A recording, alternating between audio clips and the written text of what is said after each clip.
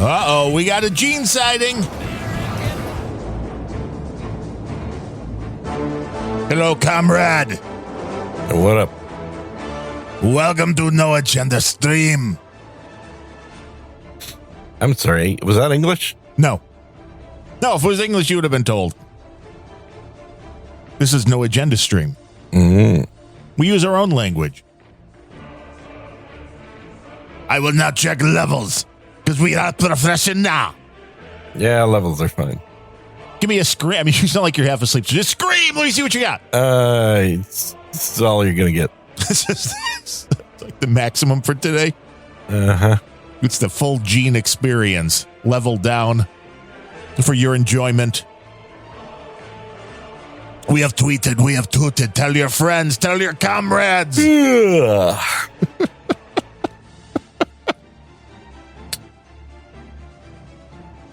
The sounds of Gene just waking up. Mm-hmm. Or not. Well, I woke up like 40 minutes ago. I was watching some YouTubes. Some tubes. He's watching the tubes. It's a weird thing. I just ran across this YouTube channel who's a chick with like probably size double D's. Which I can see this is probably why you stopped to investigate further. I mean, I wanted to see what the channel was about. Uh-huh. And she's on OnlyFans. Well, you got to use the other. You got to use YouTube and everything else to bring people to your OnlyFans. And she's a conservative, and she's a virgin. And you're like, my name is Gene. I am in Texas, but I will come to you. I have the means. But she does these videos. I think I've posted a few of them where she'll come up to a random dude and say, rate me on the scale of 1 to 10. And then she'll do a little spin. And then quite often the guys are like, you're a good solid 3. Oh. Ouch. Yeah. Which I think is kind of her shtick of like hot chick gets rated low. Gene's like, I'm a 3. You're a 3. I wouldn't know what a 3 is, dude. That's so far down. So far down. Like you want her to go. Well, not that far.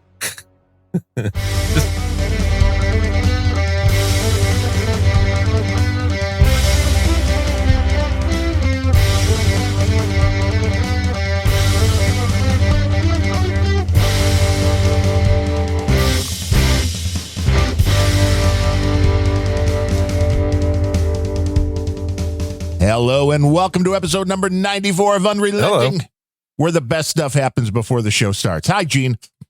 I'm pretty good. I didn't ask. I just said hi. I'm Darren. He's Gene. And you're? Yes, I'm Darren. You're Gene.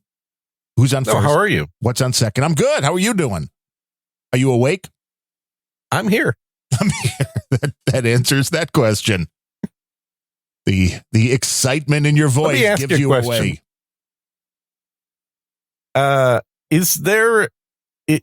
There's this phenomenon I've ran across recently of virgins on OnlyFans. I mean, you think it's a scam? Well, no, not necessarily, but I think it's actually very likely that a lot of them are actually a lot less sexually adventurous than they are in their OnlyFans channels. Well, and at least with other people, because a lot of people don't even leave the basement now. Exactly. So what do you think about that? Is that just weird, or is that have some societal implications that you effectively have people who've never had sex at working as sexual performers? You could certainly tell by the literotica that makes no sense physically when they don't understand the mechanics. Right.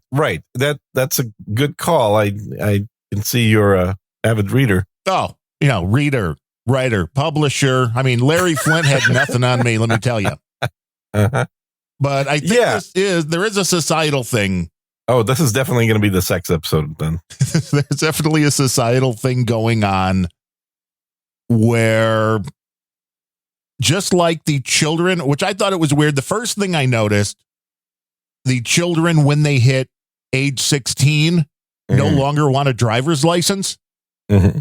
I think this is also very strange that the kids aren't itching necessarily to have sex as they were back in our day. Well, why would they? They've now, by the time they're 16, they've watched about 8,000 hours of online porn. Totally different. We didn't have that. No, you were lucky to find a Playboy somewhere. Did not have that. I think there's something, obviously would desensitize, but it also puts a whole different level of expectations on the deed.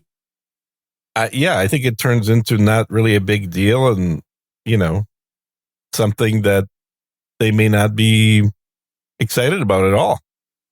And then, of course, we had the COVID era where people were afraid to even breathe the same air. So, oh my God, how are you going to do that other thing? Because people are terrified they're going to get some kind of bad disease. I mean, back in our day, it was AIDS. Now they're like, I'm going to get a cold. Yeah, back in our day, it was AIDS, and still nobody used rubbers. I know. Now it's like we might get a cold, so we better get into a full hazmat suit. That's true. Yeah. And better yet, just talk to people online like we are. Online is definitely safer. Technically, a lot of people that communicate the same way you and I do consider themselves dating. They do. Kind of like, well, never mind. I don't want to spread any rumors about anybody. But yeah, it's an interesting phenomenon to watch, to where effectively sex work becomes just simply performative. And we're at the time where it's very close that a machine will be able to just simulate a person doing those things, which is going to totally change so many different things. Well, more importantly, a machine will be able to listen to what the hell you tell it, which is going to be different than a wife. Earth-shattering. Yeah. Yeah.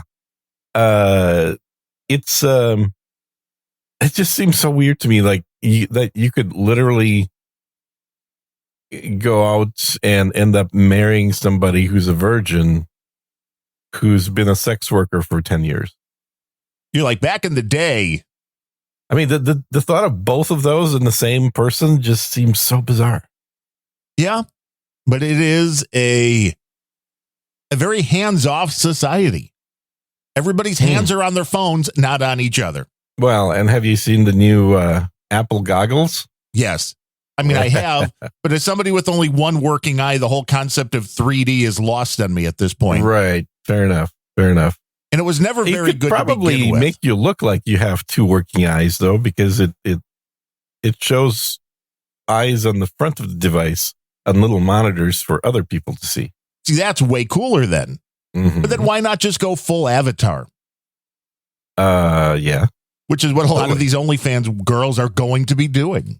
Oh, well, you mean, they're avatars in like a fake body, or avatar is in controlling an actual other species? Fake body, not an actual other species. But we know already that for years the technology has been there to do mapping, which means you could take a 3D model, come up with, I mean, if you wanted it to look like an alien from outer space, that's fine. So if you wanted it to look like, Chelsea Clinton, you could do that. Or you can have an attractive analog. Well, there goes that boner. See, right there you go. You're welcome. And Adobe's had the software to do this for years, where you create your puppet, whatever that may be.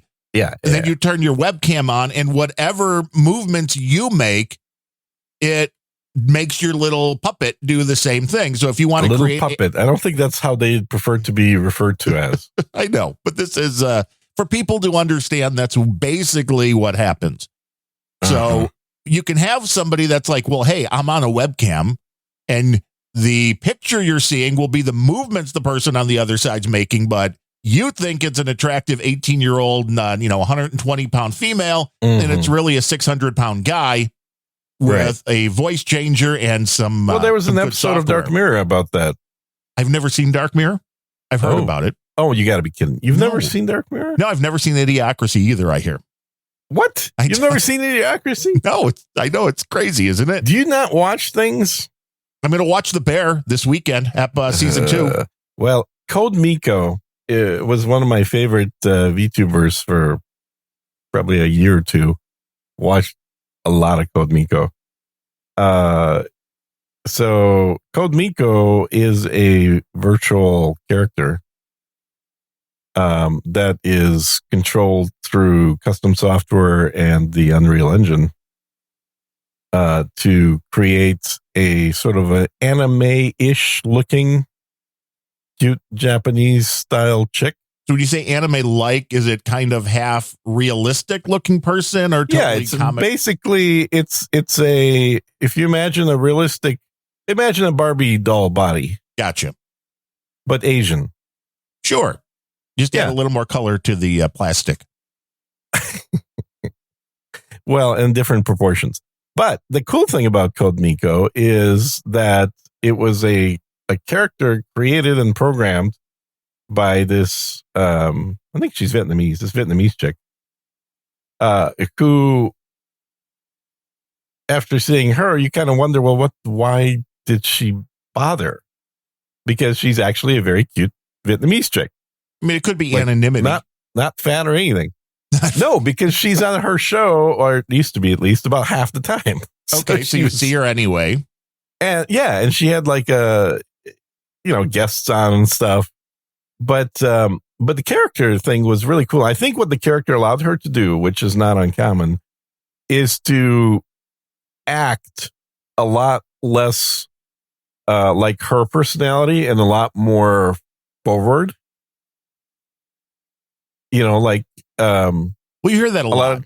When people play a character, their freedom level seems to go up in terms of questions or insults, or they're not as afraid to, they're not trying to act within the bounds of respectability as much. Right, you're playing a different character. Yeah, and with that comes a certain level of freedom. Yeah, well, that was David Byrne. I just saw an interview that he did with 60 Minutes, and I would never watch 60 Minutes, but it was on YouTube. I used to love his music, man. I guess I technically never really stopped liking him, but yeah, the music's good. I mean, I always heard that he was quirky, but it's like he's weird. painfully shy. But he gets off on stage, and then it's all of a sudden it's a whole new person, and he's like, well, he's like, a lot of people that doesn't make sense, but for me, it totally makes sense. Most people that enjoy the experience of performing are introverts. Extroverts do not need to get up on stage. Right, they're doing it all the time. All the time. Not just two. That people are like, wait, how do you sound like the DJ guy all day long? Yeah, I do. That's just the way I talk. Giggity. Right. Giggity, giggity, giggity. Mm-hmm. It's just the way it is. So, I mean, I don't have the off switch, so I don't really change much. No. I mean, the main difference I can tell from listening to older podcasts, it was that I just thought on older podcasts that you had to be a little more professional and try to speak like. No, I know. I've gotten you to relax a little bit. Oh, definitely. Mm-hmm. That's why this is like the Seinfeld of podcasting. It really is, isn't it? You never know where it's going to go. Actually, having notes ready for the show would ruin it. What are notes? Right. You just have whatever's in your head. Somebody asked me that the other day. It's like, when you're prepping for a podcast, I'm like, prepping? Yeah, when you get some notes, but with notes, what are you talking about? I do that for some, depending. I mean, the solo show mainly because I want to have. Well, and sure. For me, it's mainly because I usually talk about something on my solo podcast that I have talked about with somebody else. Not being recorded, but it's okay. I've been talking to my wife or to my mom or sending a variety of other people. And it's like, if I don't have the bullet points about 20 minutes into recording the show, I'm going to be like, oh, wait, did I say this on the show or did I say this morning when I was talking to somebody else about the same thing? So I just try to do that to keep on track. But I mean, I've shared my notes for the Random Thoughts show every now and then. There was like a 45-minute show that I think was like 20 words on the notes. So, I mean, it's there not, you go. It's not extensive. Notes. They're not a script. Correct. Yeah. They're just I just don't understand people that use scripts for podcasts. That seems really crazy to me. It seems like a lot more work. It's a tremendous amount of work. And I can guarantee that the benefit is not commensurate with the amount of work involved. Well, I know. So let's just take a quick little sidetrack here. Did you hear that AI.cooking is no more? No. They have split up. The band is split up. GWIF and CSB have split up. I guess there was some kind of falling out. Well, that's not a surprise. I've been saying for literally months that it's that show, if you listen to it in the last few months, and I do, is basically just GWIF talking about, his interests. GWIF things. Yeah, exactly. I don't know where the AI part is. I mean, he did read a few articles, I guess, but his articles are interspersed with a ton of commentary. And the thing is, and this is no disrespect to, either of those guys, because I don't really respect either one of them, but but not any more so because of this. But I don't I would never listen to GWIF and his opinions on AI because he has no standing with AI. Right. He's an actor who owns a bar. Right. Which I never understood why this is coming to an end, because CSB provided a script, which now go over to, what was it? The one you used to try to retrain my voice. The name of that AI. That's like $25 a month. You could just have it read your show and it was better. Yeah. Yeah. I mean, that's the thing is I think I've said this before too. I could do an AI show very easily because on a daily basis, I probably read 10 to 12 articles about AI. Well, because it's everywhere. I also subscribe to mail lists about AI. There you go. Yeah. I also program. It's just, I don't do it for business. I really, for the last decade, the only stuff I've done is for games.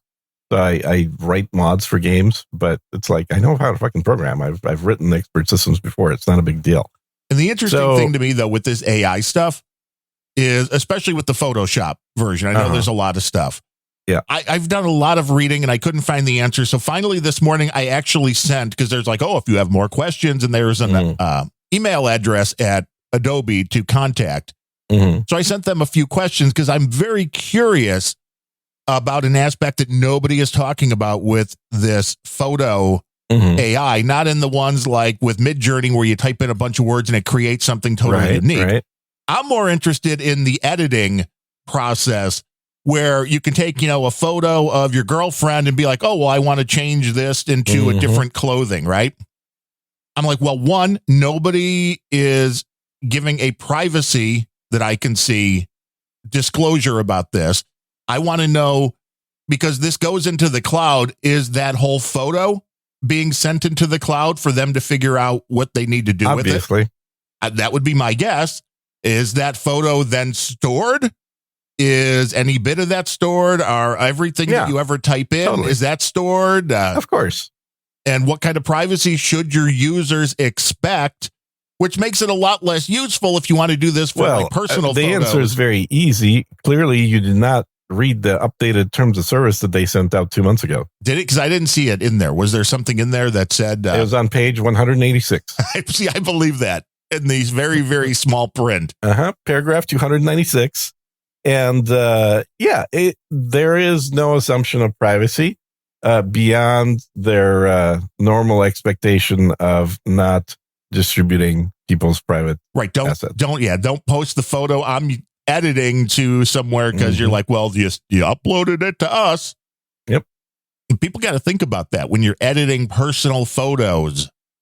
It's like, if you don't like your... if you are taking personal photos... Yes, personal photos. Don't be on the network while you're doing it. Exactly. Make sure you move them off of that device before you turn network back on. I mean, it's first of all, no one ought to be taking personal photos. No. Let's start with that.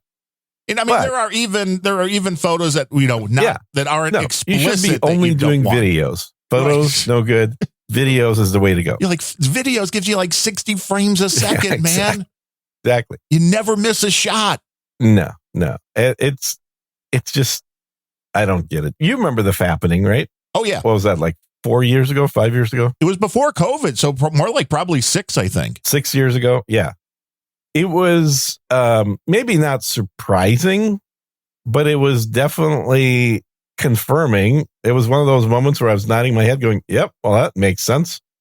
Watching through all the photos of the hot chicks that got their photos distributed. Well, because one, it meant they took the video or image on their iPhone. Yeah. And had the thing on to put it to the cloud to save it just in case anything happened to the phone. No, they didn't even think about that. It's like it's in there. They don't think about it. But here's my thing. You got somebody like, and I'll use the actual example that I thought was hilarious. Jennifer Lawrence. Right. At the time, highest paid female actress in Hollywood. Just coming off a string of 4 movies that made a ton of money. Here's a self-recorded video of Jennifer on her phone recording a video of herself putting a butt plug into her ass. I mean, that's just good TV. It is good TV, but she wasn't getting paid for that, right? She highest paid actress in Hollywood doing a selfie video of putting a butt plug into her ass. And I'm sure this was like before a date and she wanted to surprise her dude, whoever that was. And it's all, it was all very romantic and whatnot. Right. But the fact that she's using a phone that is permanently plugged into the internet to do this and then doesn't delete the video, right? That video is sitting on her phone and in the cloud where it got stolen from. Well, the cloud even worse. Yes. Because here's the thing. On your phone, but it's bad enough. Do you think these celebrities never lose their phones? Come on. Well, of course they do. But if you have a good lock code on there, nobody's going to get into that phone. It's a lot harder. Utter bullshit. It's a lot harder. It's literally physically openable. Right. But if everything is encrypted on there, so if you don't have that, this is one thing with the iPhone. I will say the security seems really good. There was that whole thing with the terrorists that the FBI was like, Apple, help us. And they're like, we can't. Right. If that's true or not, I don't know. Okay. So the FBI, in their laziness, asked the company, just unlock it. And Apple's like, that's bad PR. Yeah, we'll unlock it, but that's bad PR. So we're going to say no. You have to tell them no, at the very least. Yeah.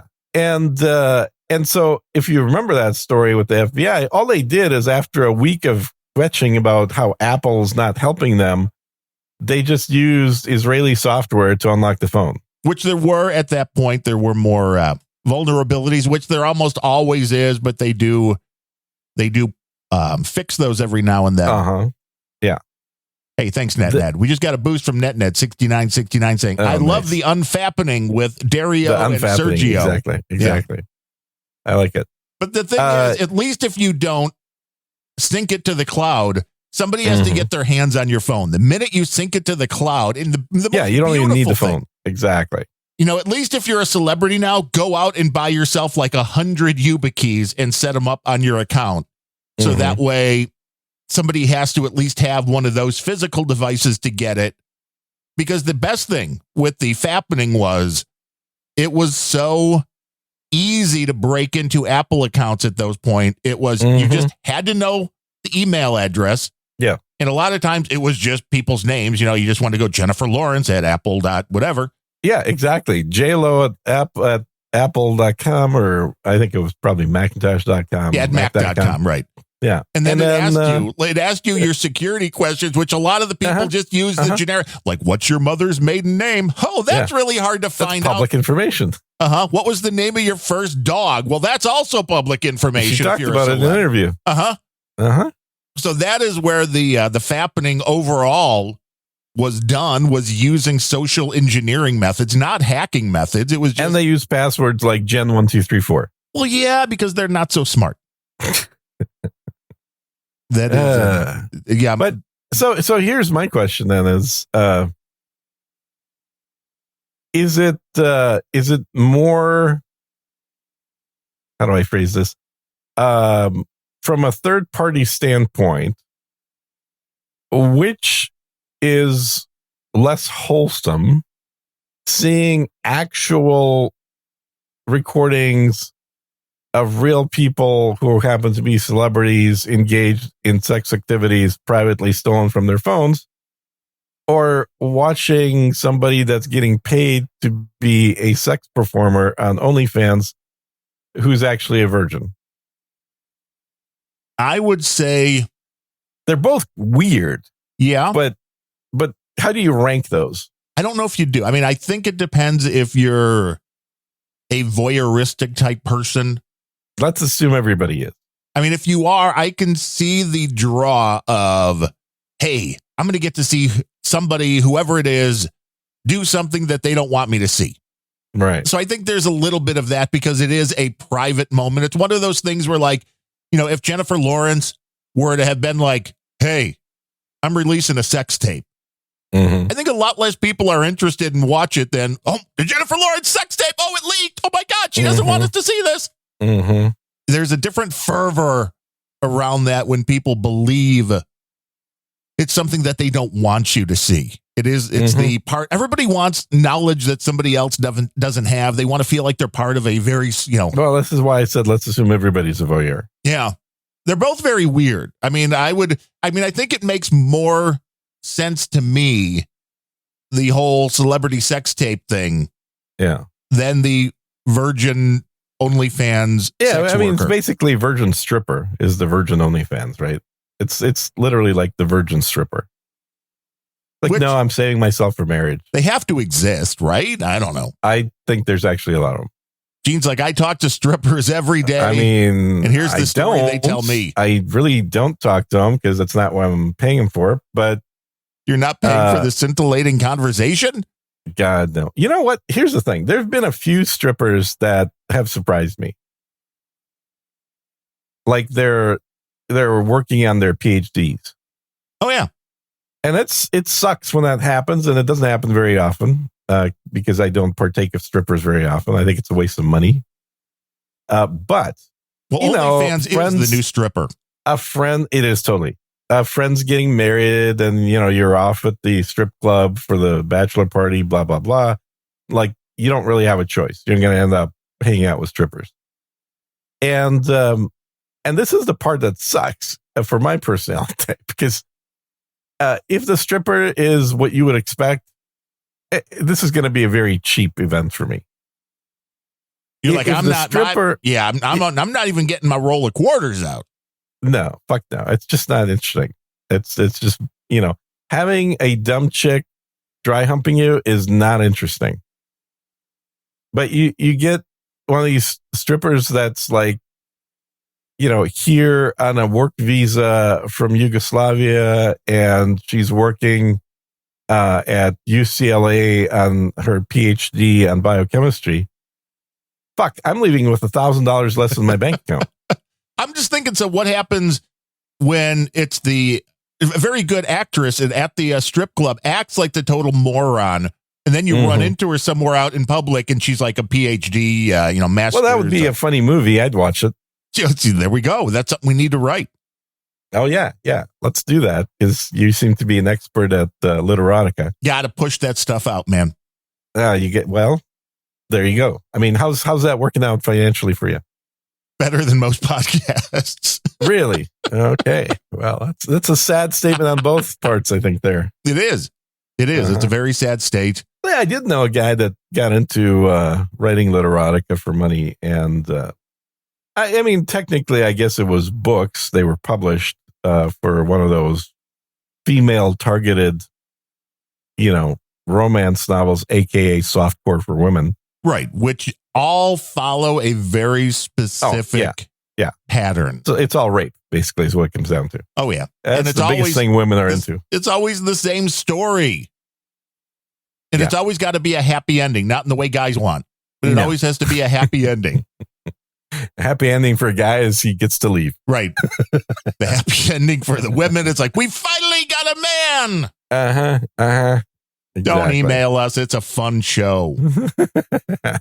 Darren at this show, something. Right. But I was watching a few videos. Again, I consume a lot more YouTube now. Oh, I thought you meant porn, but go ahead. YouTube videos. And I'm interested in writing. So I was watching a bunch of stuff. And there was one girl that was a romance writer, and it's like, if you don't have a happy ending, the people who buy your stuff are gonna be pissed. Mm-hmm. He's like, if you don't have a happy ending, you don't have a romance novel. Mm-hmm. And there's a lot of these. I mean, you do the science fiction fantasy thing. There's a few different frameworks that they all go through the hero's journey. And it's like, you have to follow these very specific constructs. Yeah. Which is why AI is going to be writing this stuff sooner. Oh, it's way better than humans. And so did you hear that there was a bit of AI news recently that I can't remember whose AI, but maybe IBM's, I don't know. But one of the AIs has optimized and figured out a faster sort algorithm than the last 50 years of humans developing sort algorithms have been able to come up with. I didn't hear that, but I could believe it. It is very interesting when the computer software is better at writing computer software than the humans that wrote the computer software. Because it knows the patterns. It knows what to look for. It knows exactly what is the most efficient way. It can speak its own language. Right. Natively. So it's this was a big deal because, sort algorithms is one of those things that you typically start off in your first semester programming major, and you figure out how to write them just based on what you know of the language. Then you start reading examples of improved algorithms, and you kind of go through the history of sort algorithms. And writing sort algorithms teaches you a lot about the use of functions and mathematics within programming, and it forces you to really get good at writing and understanding when you're reading code, how to utilize different loop structures.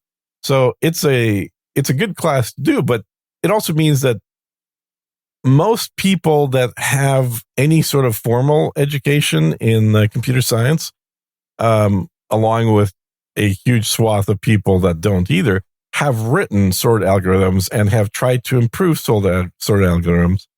And there's been probably millions of man hours put into this. So the fact that an AI in its first year of existence, and probably even less than a year, when tasked with optimizing a sort algorithm, comes up with something that's never been done by humans, is pretty impressive. Well, it thinks out of the box. And, again, we're taught a way to do things. If you're a computer programmer, most, I'm guessing, are trained on the same books or the same. That's true. There's a lot of truth in that. So it's like there's something that nobody's ever thought of that for whatever reason an AI is like, well, why didn't anybody ever try this? Mm-hmm. Humans are supposed to be good at what you just described. The machines AI are better is supposed now. to be the one that's in the box. But the thing that it's better at is very fast iteration of attempts to improve things. So it can test things super fast and go down more paths than humans are willing to go down. At least that's the non-anthropomorphizing version of it. If you want to anthropomorphize it, you can just simply say, well, yeah, of course, the computer's going to be better at talking to computers and explaining things to them. Well, this is why you can have a conversation with your AI girlfriend. Mm-hmm. And it's also interesting to me when you look at the way the AI generators, so whether it's an art generator or a text generator, you can give it the exact same prompt indefinitely, and it's going to keep giving you different results. Well, if it's programmed to do so. I mean, it doesn't have to. Correct. But if it is programmed to do so, it's like, it's not like, hey, you gave me this, so I'm going to give you this. It's like, it's constantly refining that. So it just shows you how many different possibilities there are, even if you go in. Right. And I was doing some artwork for No Agenda during the show yesterday, and I'm like, comic book style, drawn chicken. And it was just chicken after chicken after chicken after chicken. Some were a lot better than others. but now you're getting me hungry. some very different styles. This is early. Is it chicken for breakfast, or do you want some of those lab-grown chicken tumors that they were talking about on No Agenda? Lab-grown chicken tumors. Yeah. Now that there is the artwork, these companies, I just thought that was a little. I mean, it was great artwork from the guy that won Brad 1X, but I'm like, chicken tumors. I'm like, that's just a little too disgusting. They say they don't like disgusting art, but even the concept of chicken tumors, I don't know. That seems a little disgusting. I don't want to eat chicken tumors.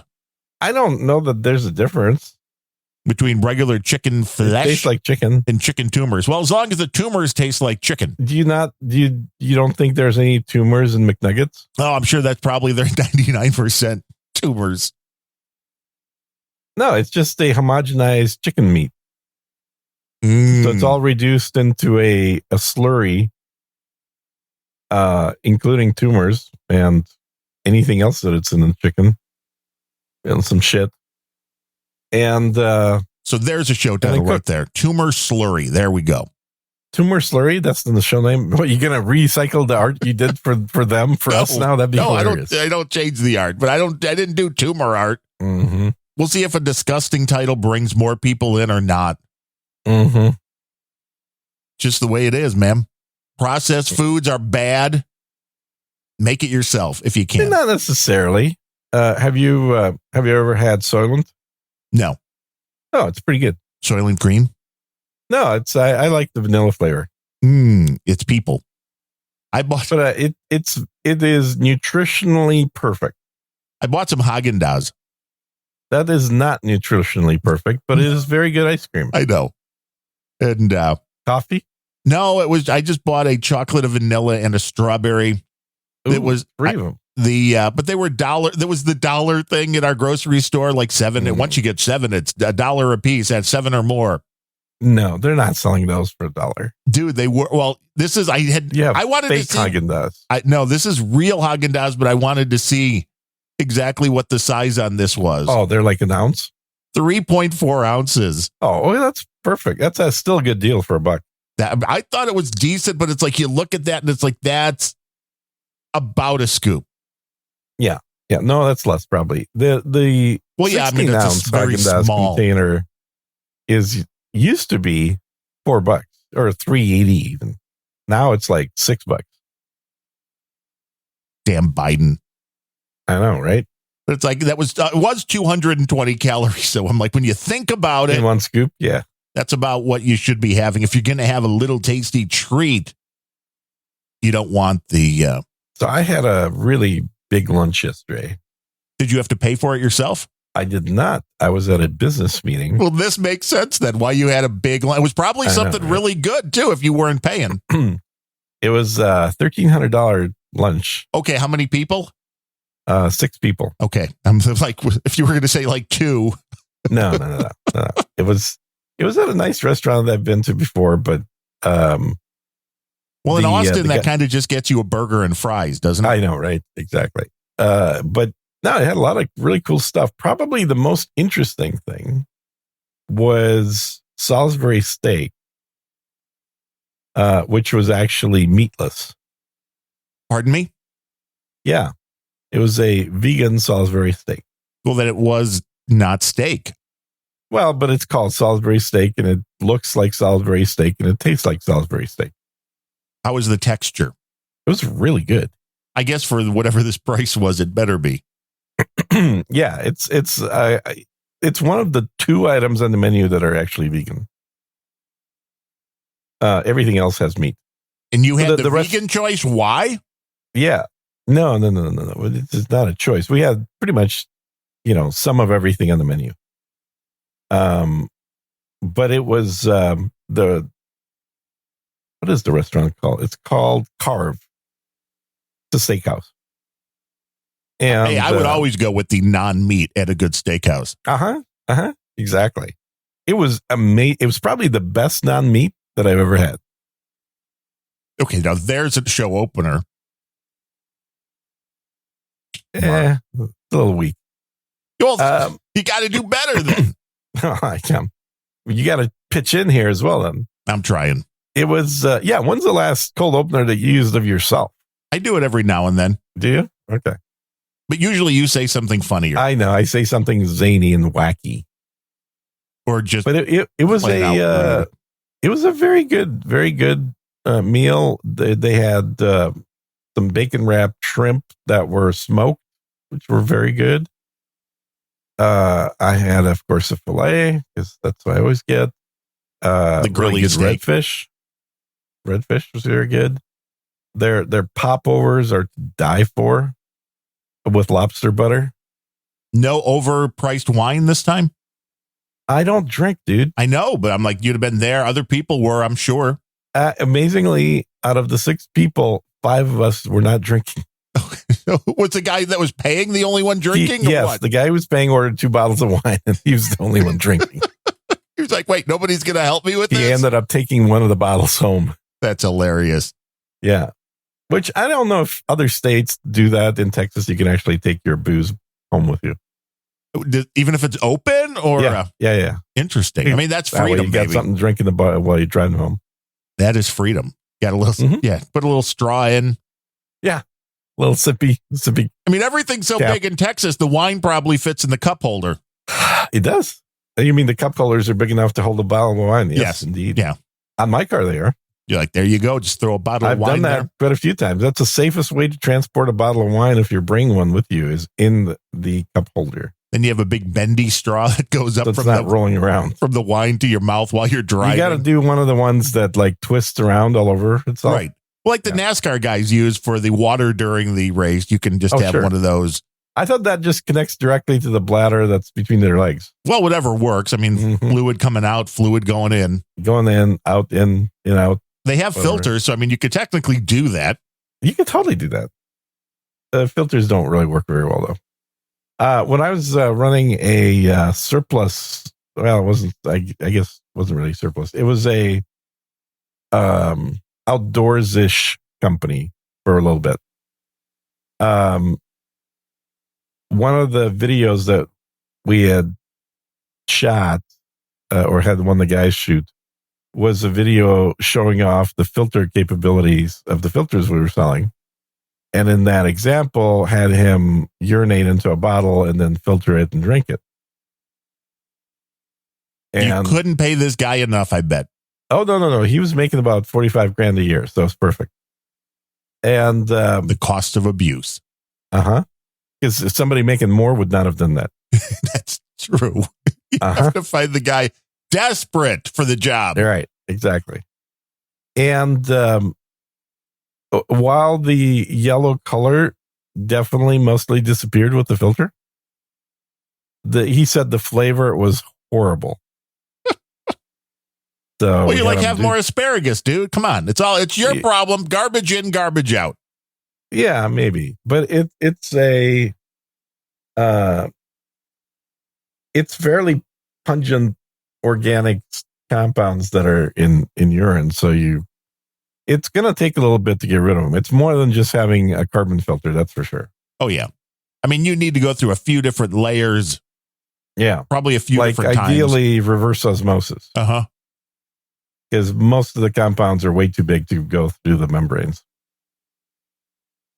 The more you didn't want to know. Yeah. And they do say that it's much better to drink your own urine if you have nothing to drink than to just not drink and have your kidneys shut down and then the rest of your body fail. But I don't really think that that's we have genetically predisposed aversion to waste material, whether it's ours or somebody else's. For good reason. Yeah. Like the people that enjoyed the taste of shit, they tend to die and not reproduce. Yeah. They tended to get certain diseases that just took them right out. This is Darwinism at work right there. A lot of it is.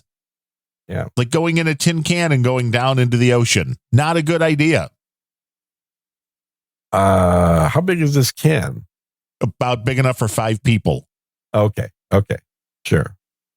Yeah, so you're referring to the submarine porno video, obviously. Right.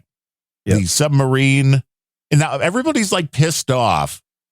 Well, the Biden administration knew, The did you see the Bud Light logo on the submarine? no. See that? Yeah, Okay, it's going down. now these memes are going to get bad. I mean, it's in such bad taste. There were people doing these things immediately, and it's like, okay, they may have been really I thought dumb. it was just sex tourism submarine. Maybe. But 5 people died, and it's like making a joke out of that immediately is... We have too many people. Well, this is true, but it used to be back in our day, there was such a thing as... Decorum? well, yeah, it was tragedy plus time equals comedy.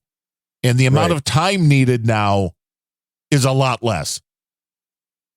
People don't think the time has to be there at all. Like when the space shuttle, was the Challenger exploded? Challenger blew up. Yep. Yeah. Mm-hmm. I mean, it was in really bad taste to make those jokes at least for a few years. Mm-hmm. But now it's like, 30 seconds later. But they're mad at the military, who obviously has some really cool technology because it's coming out that they heard this thing implode like days ago. Right. Before it happened. Yeah. Well, as it was happening. I don't think they were going back in time, but maybe. Oh, we're not supposed to talk about that yet? Oh, sorry. Okay. Yeah, that's a... sorry. Yeah, don't. We'll edit that out here. Okay. Yeah. But it's like, one, you couldn't be sure of what it was, but also the military doesn't really want everybody in the world to know what their capabilities are. So if they would have come out like 20 minutes after they lost contact and been like, nope, we heard him explode or implode in this case. Mm-hmm. No, they don't want people to know exactly what they're... What's the military got to do with any of this? Well, because the military was the one that picked this up, that they picked up the sound of the implosion with whatever system they have that monitors such things in the water. Sonar? Yeah, but obviously really good sonar. Mm-hmm. And it's like, well, so what were they, again, supposed to do? It's like people are just mad they didn't tell them soon enough. Like, well, the best thing would have been not to have an unsafe vehicle that you were taking into the depths of the ocean. Yeah. So who is driving this thing? I do not know. Probably a woman. Because it didn't seem... No, there were 5 guys on board. Uh-huh. 2 were Pakistani, because one was like the richest guy in Pakistan with his son. Ooh. Yeah. And the story's coming out that the son did not want to go. He was deathly afraid of this thing. Seems like he was the smart one. Then the CEO of the company was on board. And they named this thing the Titanic? No, the thing that they were on, no, but they were going to visit the Titanic. Oh, that's why it says Titanic submarine. Okay. Yes. That was the whole thing. They paid everybody on board, well, except the CEO of the company who was on board. They paid like $250,000 to go take this trip, to go down to the bottom of the ocean, to look out the little windows at the Titanic. And I'm like, can't you just watch this on a TV screen from the safety of... What's his name? The director do that years ago? Cameron did something obviously similar, but they used unmanned drones, I believe, back then. No, he was down there. I saw a picture of him. He may have then. He may have gone down. He was in this little submarine sitting there, zooming around, seeing what you can find. Yeah. So this was some kind of a British thing then, or what? I don't know who owns the company. I mean, it was out of obviously Canada, off of Newfoundland. Uh-huh. And again, you get in a little minivan size thing and go down and... Well, apparently there were people still alive there because there was banging sounds that were picked up. Again, I think that was utter complete bullshit. Do you? Yes, because if the thing imploded, nobody was left alive. Well, we don't know that. I think you do. Not necessarily. Yeah, if I submerge, it could have more than one compartment, dude. I don't think it did. I mean, I could be wrong, but I don't think it did. And it sounded like if it was something that catastrophic, and it seems like all that there is left is debris, then unless it exploded again, I believe what they heard was just something completely different. And who knows at this time, because you had multiple things obviously looking for this. It was probably hearing a device that was also looking for it or something. But either that or was the military again covering up, being like putting noises out. So it's like, well, we can't let them know we knew this 3 days ago. They're going to be pissed. Can't let them know we heard it. And I was thinking, though, which would you feel safer doing? Going down in one of these little submarines to the Titanic depth, or being blasted off into space in like one of space is way safer. Fuck yeah. So why? I mean, I guess that's why so many less people do the under the water thing. Here's the easiest calculation to look at, dude. Pressure? Yep. That's what I was thinking. How much pressure differential do you have between inside and outside in space? Not much, because you can actually go outside in space. Well, how much pressure is there inside your space station, for example, and outside the space station? That I don't know. But it can't be that one much. Atmosphere. Yeah. It's 14.7 pounds of torque. It's a lot of torque, man. Or it's not torque. It's 14.7 PSI. Bemrose is throwing that pounds out there. per square inch. He knows. Yeah, Bemrose has been thinking about going to space. Yeah, a lot of people have. I mean, if you live in Seattle, that's a good option, like maybe space. Like, you can simulate 14 pounds of pressure with your thumb on your arm. It's not that much. No. This is why you can actually make a spacesuit out of duct tape. And it would hold. Not for long term, but if you needed to get between two ships, you could literally duct tape yourself and make it happen. Do you do this in your video games? Is that part of the fun? No. You actually duct tape yourself to feel like you're in the game? I do not need to duct tape myself to anything to feel like I'm in a video game now. I will say, I put on my 3D goggles. I did like your new T-shirt that says "Totally not a Russian spy." Oh, you like that? That was pretty good. We should sell those. I mean, people. There's would buy one those. thing that, unfortunately, in that photo, I didn't like think about it until after that photo was already taken. Is I tilted my head back, which means you couldn't see my hat. You had a hat on? Which was an Adidas hat, which was made the whole thing be funny. But without the Adidas hat, it's not nearly as funny unless you know me. Well, we can just post it on.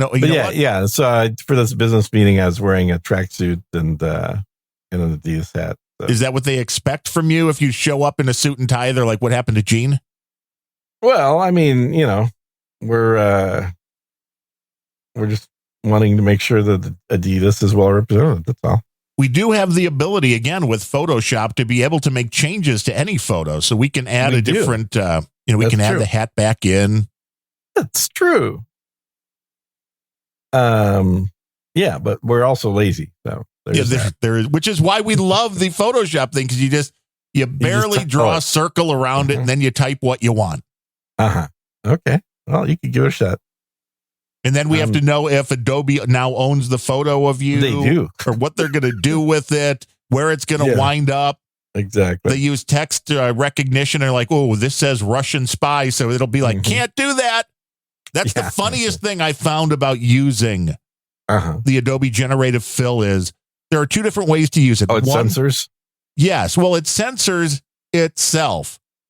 I've tried, a couple of photos where one of the things it does that I find to be fascinating is when you drag the photo and make it larger. So you're letting it fill in something that it has to imagine that would make it look realistic with the photo. So somebody gets cut off at the knees and you want the rest of their legs. You can do all this kind of stuff. Okay.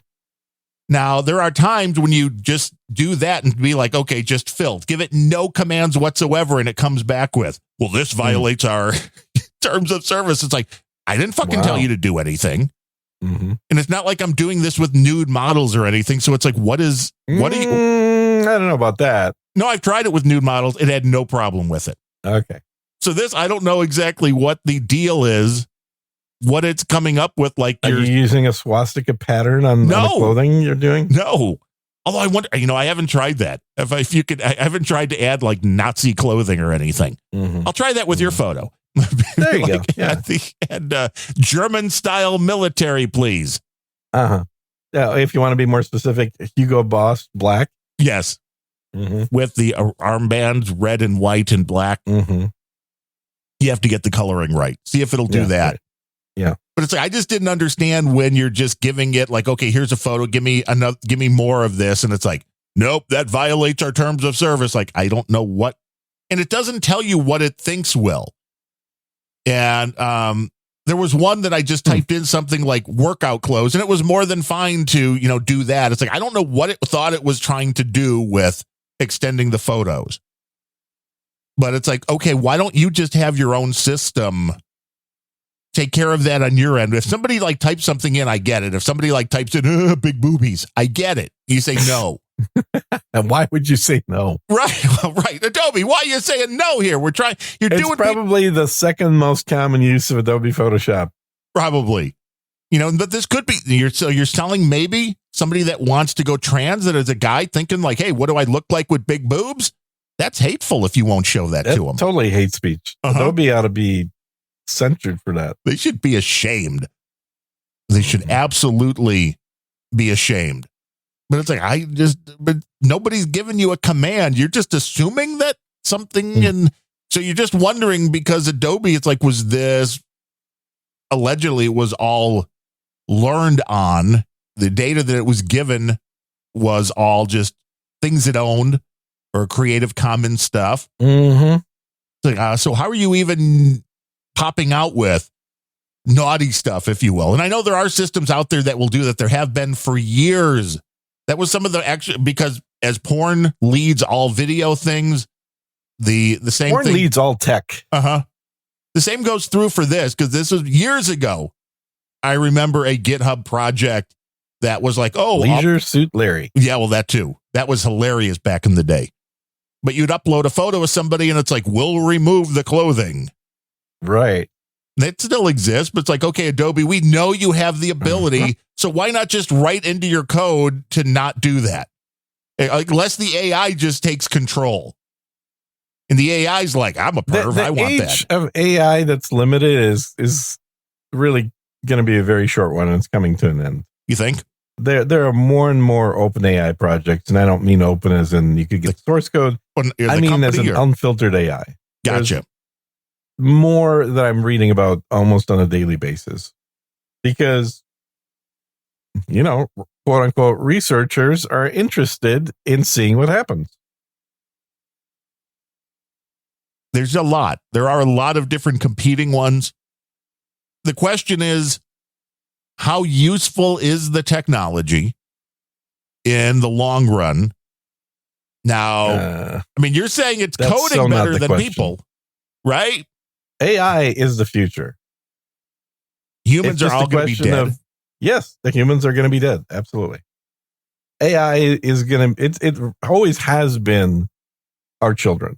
That is ultimately what humanity will leave behind when it disappears. It'll be like it had to be a Star Trek episode where they run across a planet and there are no people, but there's like a holographic thing that it's like, what are you doing here? That'll be what we've got left. Holographic I would say, statistically speaking, any actual alien species we run across are going to be exactly that. They will be the leftover creations of some species that is now extinct. I could see that. We, as a biological species, and any other species evolved in the universe through chemical processes, have a time limit. We cannot be immortal. Oh, man, you take enough taurine, baby, you can be immortal. Yeah, live forever. That's what I'm planning now. You get wings if you take enough taurine.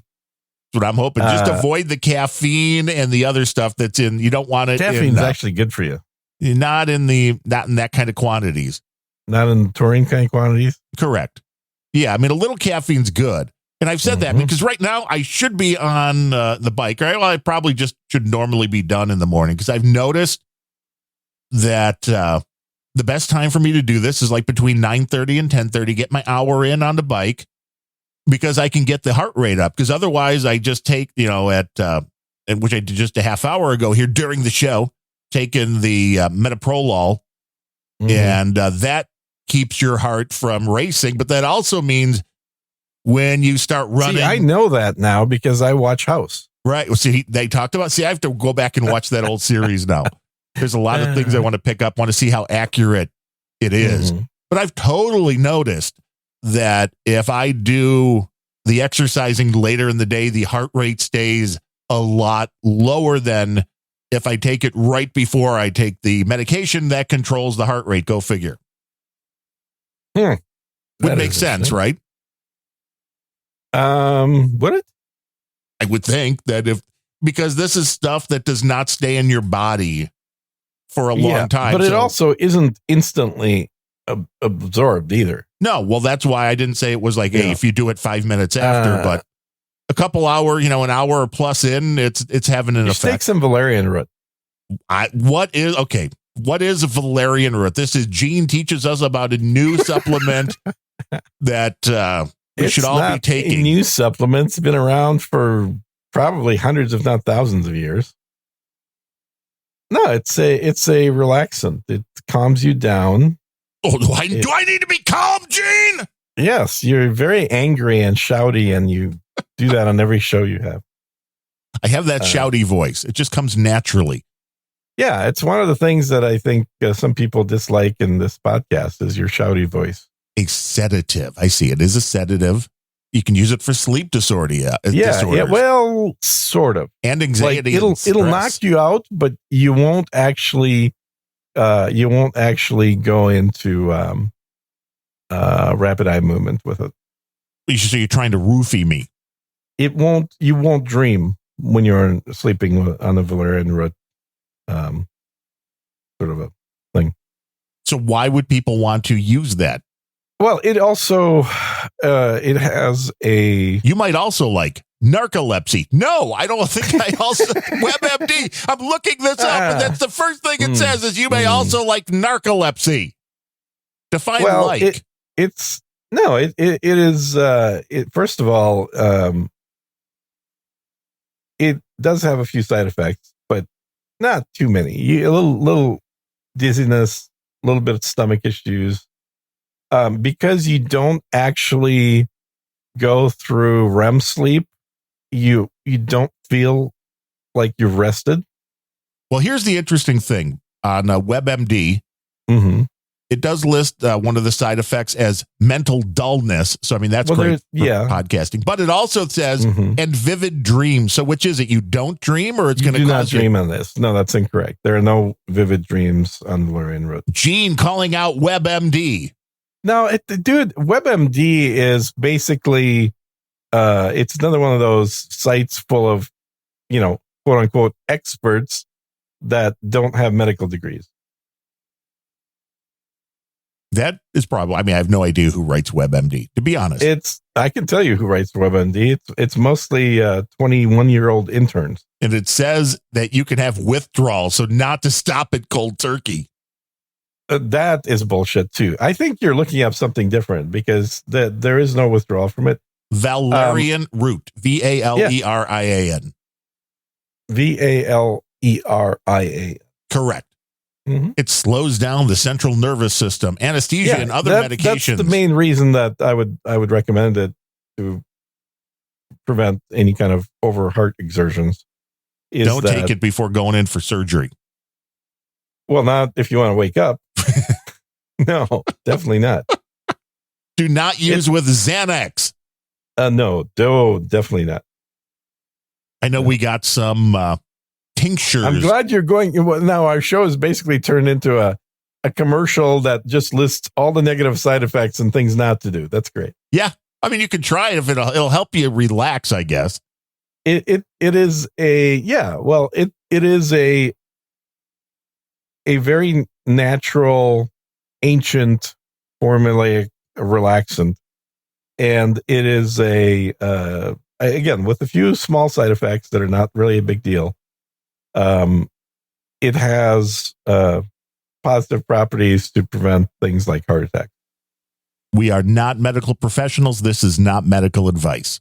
No, we're just talking. We're not doing any advising. Our buddy Cal over at Lavender Blossoms sent a bunch of the tinctures that was some stuff we ordered for my dad because my mom and dad used his CBD salve. Some really absolutely great stuff. Yeah. Lavenderblossoms.org, I believe it is. Did he send some sats for the commercial too then? He's donated to various shows in the past. I don't remember if he's ever, I think he donated back when we were in No Agenda. Yeah, well, and for my shows. I don't know if he ever does with one of the shows you're on with me, but I mean, that I don't think so. Not a lot of people do. But he sent some of the tinctures, which my dad's never going to use, so my wife took them. There's a bunch that are for things like sleeping and anxiety that have the THC in there, which the wife's never done any of the marijuana or that. So it'll be interesting to see how. Has she? Right. Okay. Yeah. Well, I know you've tested it greatly. I've done scientific testing on marijuana.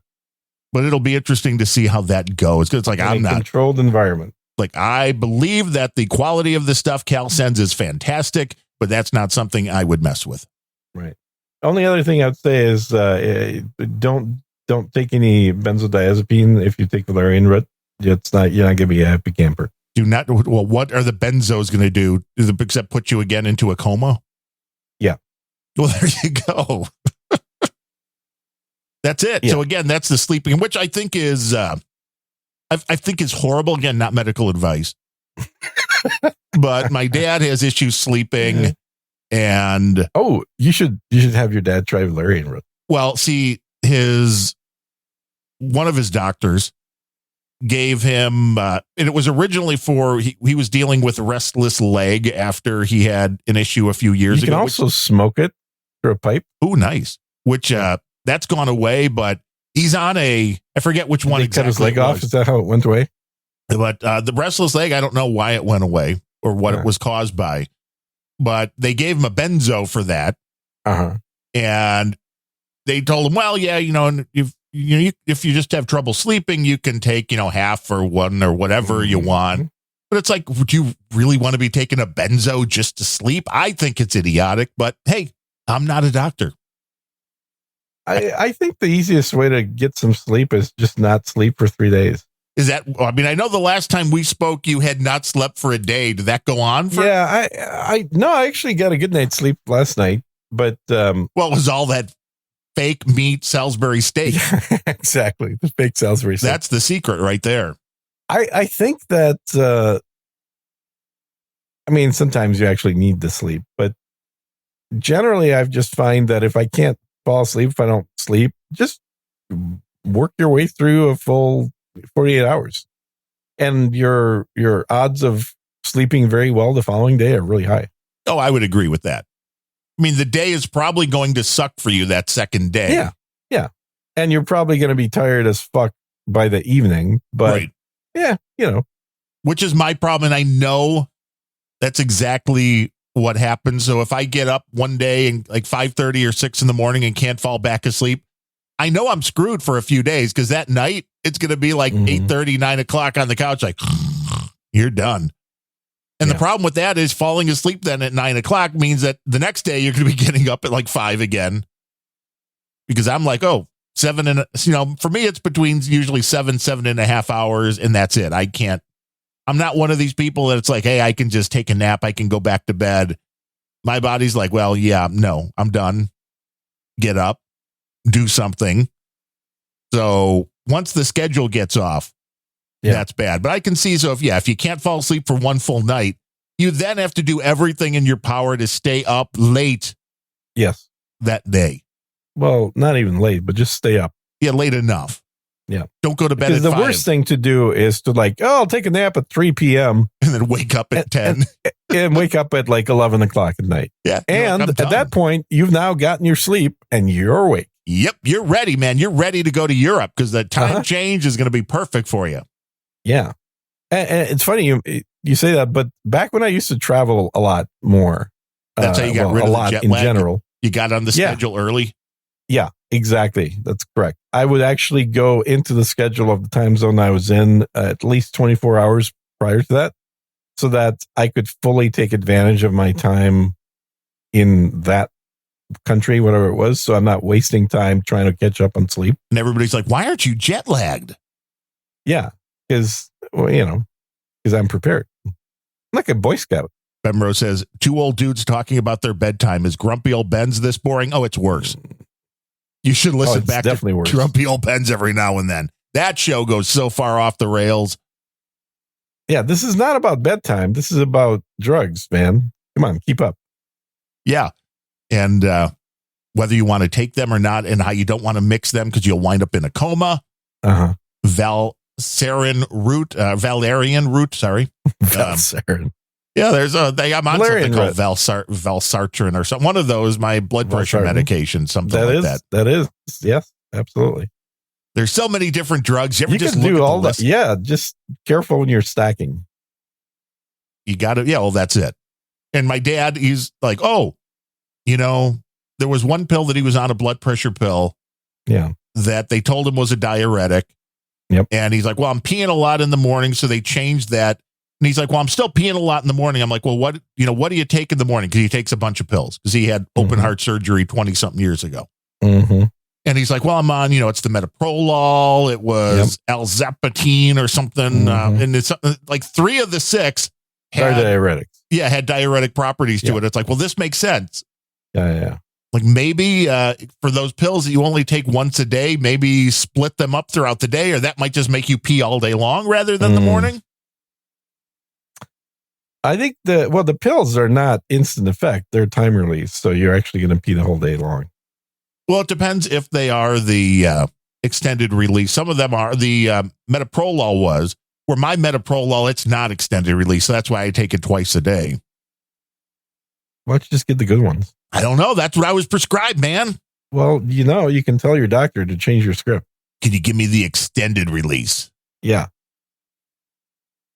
Exactly. Hey, so far, still working, still here without the extra added heartbeats and stuff, which has been nice. And I'm still not sure if that came down to getting that bad crown pulled out of my mouth. Oh, that's probably it. Or probably had lead in there. It could be. Or just that was right about the same week that I started 5-6 days a week of the exercise. So it was one of those. It was one of those. Yeah. It was more than likely something that had nothing to do with exercise, though. It's possible. I'm just kidding. It's obviously the exercise. It's possible. You never know. We'll see when and if it comes back, which is why I'm putting off. I know I need to go get that other root canal redo done. Mm-hmm. But it was getting dental work done the last time that started down this, which you read, and it's like the stuff that they inject into your mouth. I can't believe Adam's been working through all of his mouth journey. The dude is Iron Man.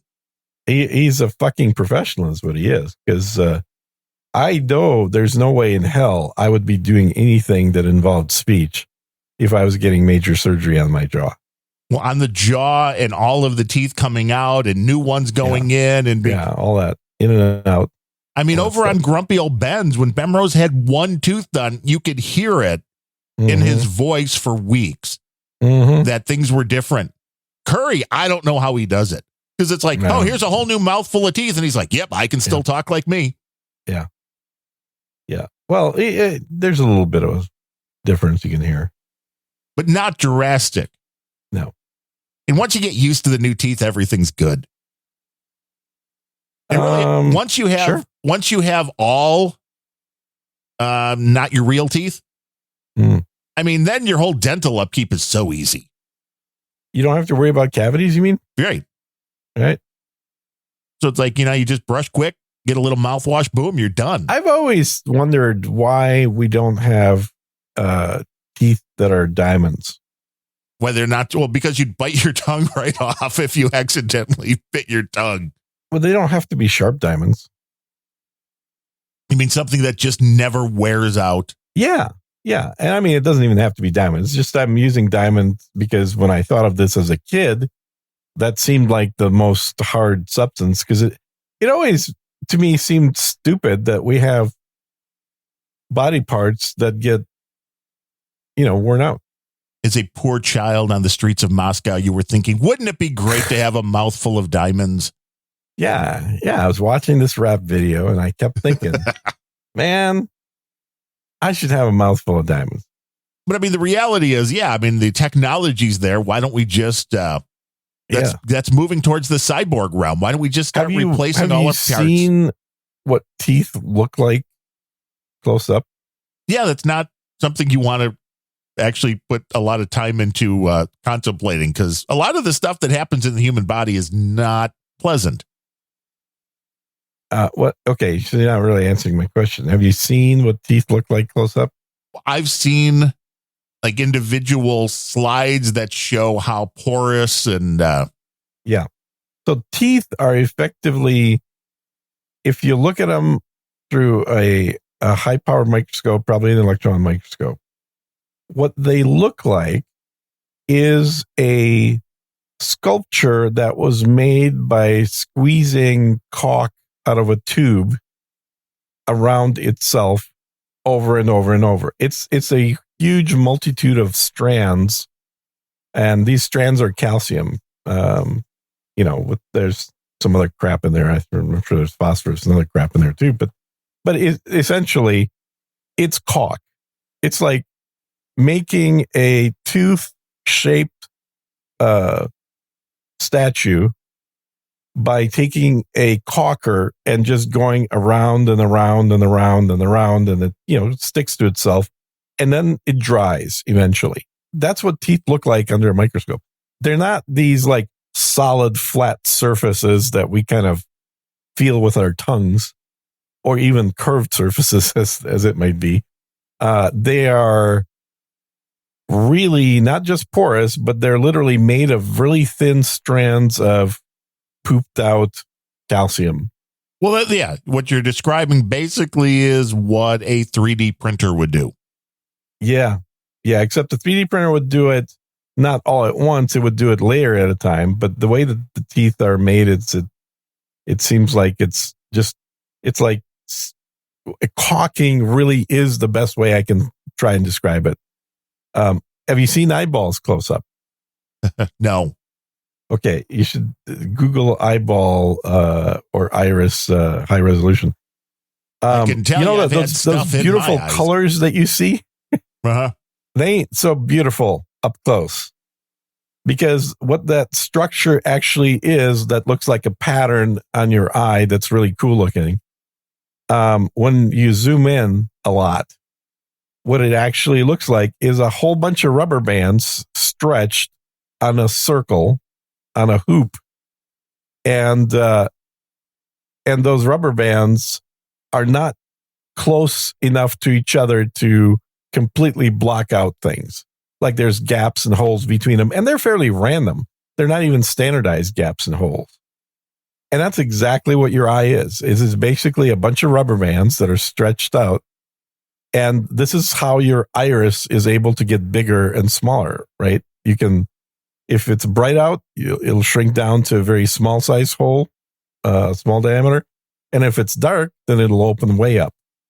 So these are biological irises. And the way it works is just some muscle tension in your eye that stretches these flexible tubes, these rubber bands apart to open up the iris, or to constrict the iris. It does the opposite. So other muscles pull and tighten the gaps between them. But it does not look attractive one bit. It looks kind of disgusting, in fact. Oh, I'm sure. I am sure. Most of the body looks pretty disgusting under a microscope. And that's why when healing, I was on eye drops to keep that iris wide open for weeks and weeks at a time. Oh, so it wouldn't stretch and hurt? I guess. I mean, I never really asked why, but that was part of the deal, was the eye drops. Mm-hmm. One of them was a dilated thing, so that eyeball wouldn't they just simply put a patch on your eye to keep you from having your eye open? I don't think that would really keep the iris. I think it was more probably from keeping it from moving, trying to keep it in one position would be my guess. I never really asked why, and I never really wanted to consider too much the devices that they have to use because in the right eye, which we're going to be getting some shots in it, I hear sometime in the not too distant future. But they put in a scleral, what do they call it? A buckle. Yep. Which is basically a little O-ring that they put into your eye. Exactly. And then sew it to the back of your eye, which when you think about that, I mean, I know people, my buddy in California has MS, and there's some horrible things with MS, but he did not want to hear stories about how they were doing sticking things into your eye and sewing things to the retina, and how the surgeon needed to order some special tools because my eye was bigger than most, so we needed one that actually was a little bit longer to be able to. Look at you bragging. I got some big eyes, baby. You got to better believe it. You know what they say about dudes with big shoes? Yep, I got size 15, baby. They got big eyes. Right there, yeah. You can measure that right out. It's a scientific fact. Yeah, it is scientific. This is a show about science. We started out talking about OnlyFans girls who have never had sex. We totally glossed over the possibility that the OnlyFans girl may be lying because the virgin thing's a fetish for a lot of guys. Like, I might be able to plant my flag first. Yeah, no, I'm pretty sure she's not. You look her. She just by looking, you can tell. I can. She's like, I could tell. So yeah, if you want to know, I have this special skill. Right. If you want to know that the woman you're about to start dating is chaste or a total skank, just ask Gene. Send a picture to Gene. He'll let you know. It's a pretty good service if you can offer it. Now, can you train an AI to tell the difference? Oh, absolutely. That would be the perfect thing. You could be like, just take somebody's picture, you put it into the AI, and it tells you their personality without even worrying about it. You could do more than that. You could tell if they're pregnant or not. Well, there are certain telltale signs of that. From their face. Oh, well, there you go. I did not know. I mean, I thought our buddy CSB could have created an AI program that would have made him $1 million, but he didn't want to do it. I said, if you can come up with something, knowing the world of sports cards a little bit, and knowing that the grading of sports cards is a big thing and it costs a lot of money to grade them. And if you're going to get it graded and it's going to be a shitty grade, which a shitty grade is like anything 7 or below, it's not worth grading most cards because the money exists if something's graded like a 9 or a 10, mainly a 10, but a 9 will give you a boost. I'm like, if you could come up with an AI that all you have to do is take a photo of the card or scan it in a regular, $100 Canon scanner, and it was accurate, telling you what that card would grade when sent in to one of these organizations, people would pay a lot of money for that because it would save them a lot of money. Okay. And it's a pretty simple thing. I mean, I know it's a little different because a person that is handling it in person can do things like change the angle that he's looking at it, because really all they're looking at with the cards would be scuffs, correct. The corners and how sharp the corners are, how sharp the sides are, and the color. So, I mean, that's literally it. There's like 4 main things, which I can see an AI, as long as it can get the right image. And it may not be that hard even to do something that can look at it. Maybe if you're using your cell phone, you have to take the picture from 3 different angles so you can see light reflecting or something. So, For sure. If there are any scuffs. I'm like, but that would be a lot of money in that. Well, if you're using technology, you ought to be able to take photos with infrared and ultraviolet and stuff and really see imperfections. Yes, which is the most maddening thing, and maybe they do. I really should look into what technology these main companies are using, because I had sold one of the tickets for the Michael Jordan's first spring training game with the White Sox. I sold one of those. It was my dad's ticket. I mean, well, we had 4. So my dad had one, my mom had one, I had one, and my wife had one back from whatever year Michael Jordan played baseball. And we sold one for $1,000 on eBay, and then sent the other ones in to get graded. And one of them looked slightly better because it was probably the one on top and it didn't have any problems at all with weird little scuffy things looking like tickets might, if they had been sitting together, little delamination. And when they came back, one was a 6, one was an 8, one was a 10. Wow. And from the look, it's like, the one that was a 10 definitely looked a little better, but the 6 and 8 looked the same to me. So the drop down is sometimes very confusing on what it would be. But yeah, I need to look at what I need to do to get that 10 sold, because Michael Jordan fans are nuts. And of course, this is the only ticket for that game graded a 10 by PSA. So if somebody's got 100,000 and they want this ticket, you let me know. And those are some very interesting insanity. This country is going down the toilet if people are spending money on tickets that are old. Yeah, the older the better, man. I mean, if you could only get a ticket for that original Titanic voyage, Gene, imagine what you could get for that. Yeah, well, I threw mine away already. I believe it. This will be the whole new thing of moms throwing away baseball cards is now going to turn into. You threw away that ticket? What? Yeah. Oh, well, the tooth thing's even weirder. Uh-huh. Yeah, that's what your teeth are. Well, no wonder they fall apart. Mm-hmm. Like that doesn't. I'm telling you, this is why I've been saying for hundreds of years at this point that AI is the future of humanity. So the future of humanity is in the hands of people like Comic Strip Blogger, who's an AI professional. He has an AI company. Yeah. Does he? I don't know. It's a startup. I don't know what it's doing. He won't talk about his product though. Until he talks about it, I don't want to. It's probably really good. It could be it could be your perfect. It could be your OnlyFans girl. It could be that could all be CSB's AI. Oh, I'm sure. Yes, of course. It doesn't really matter that the person that you're giving money to see naked is not real. Does that really matter if the end product looks real? That's the other question. It does not. Which means somebody's going to be very rich once they can figure that one out. Or they probably have already. Tons of computer generated girls on OnlyFans. Yeah. Like they're not pretending to not be. They're genuinely computer. It's high tech.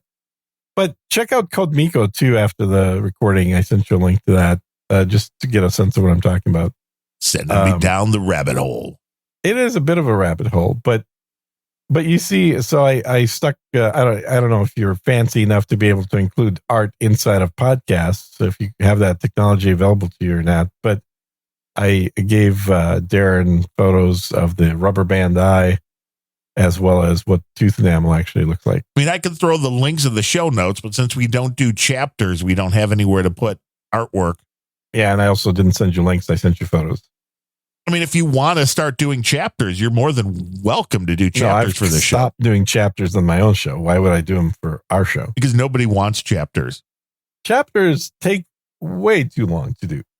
I mean, ideally, yes, every podcast should have chapters. I agree with the theoretical, but as a podcast creator, I will say that it's a lot of more work. It's literally doubling the amount of work you have to do chapters. Now, if you're doing a lot of notes when you're recording a podcast, let's say somebody does a tech news podcast or something where all they do is read stories somebody else wrote, that's really easy to turn into chapters then. Well, you already have the link. You already have all that stuff ready. Also, CSB, you could be a millionaire right there, buddy.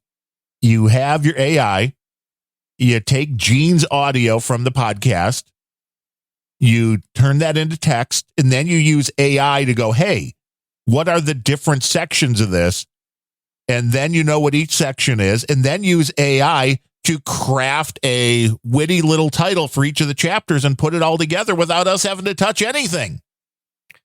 So Otter AI will do that right now already. It'll do the chapters and figure out when you switch topics, kind of. Yeah. Mm-hmm. I would like to see how many topics we cover in a show. Yeah. But I don't think I'm going to keep paying for it. They keep removing features. Why? Wait, why?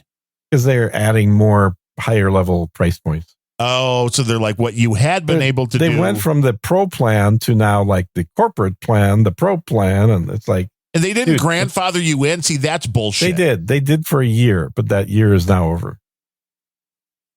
And you're like, that's not fair. I was here early. I was giving you money. When they first came out, they were one of the first AI transcription companies out there. So like there was very little competition. And previous to that, believe it or not, I was paying for human transcription services. No. Yeah.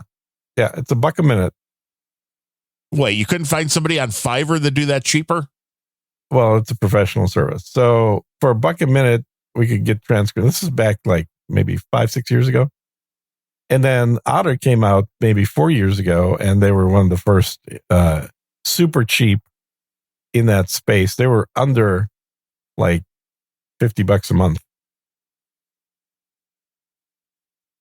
Yeah, I'm looking at this here now. I mean, it was, and the thing is, for just pure transcription, the fact that that's included in the Adobe thing makes these transcription services nuts for what they're charging for just that. Now, the whole we could take your thing and figure out where the chapter should be, Adobe does not have that. So that would be something that people would pay for. But as far as the transcription services, I have to say the Adobe, especially if you use Photoshop and Premiere or Audition, any of that. If you use the Adobe stuff, it's dumb not to use them for the transcriptions, because I've noticed also they've gotten a lot quicker with the latest editions as well, where it doesn't seem to take, an hour to figure out the transcript for the show.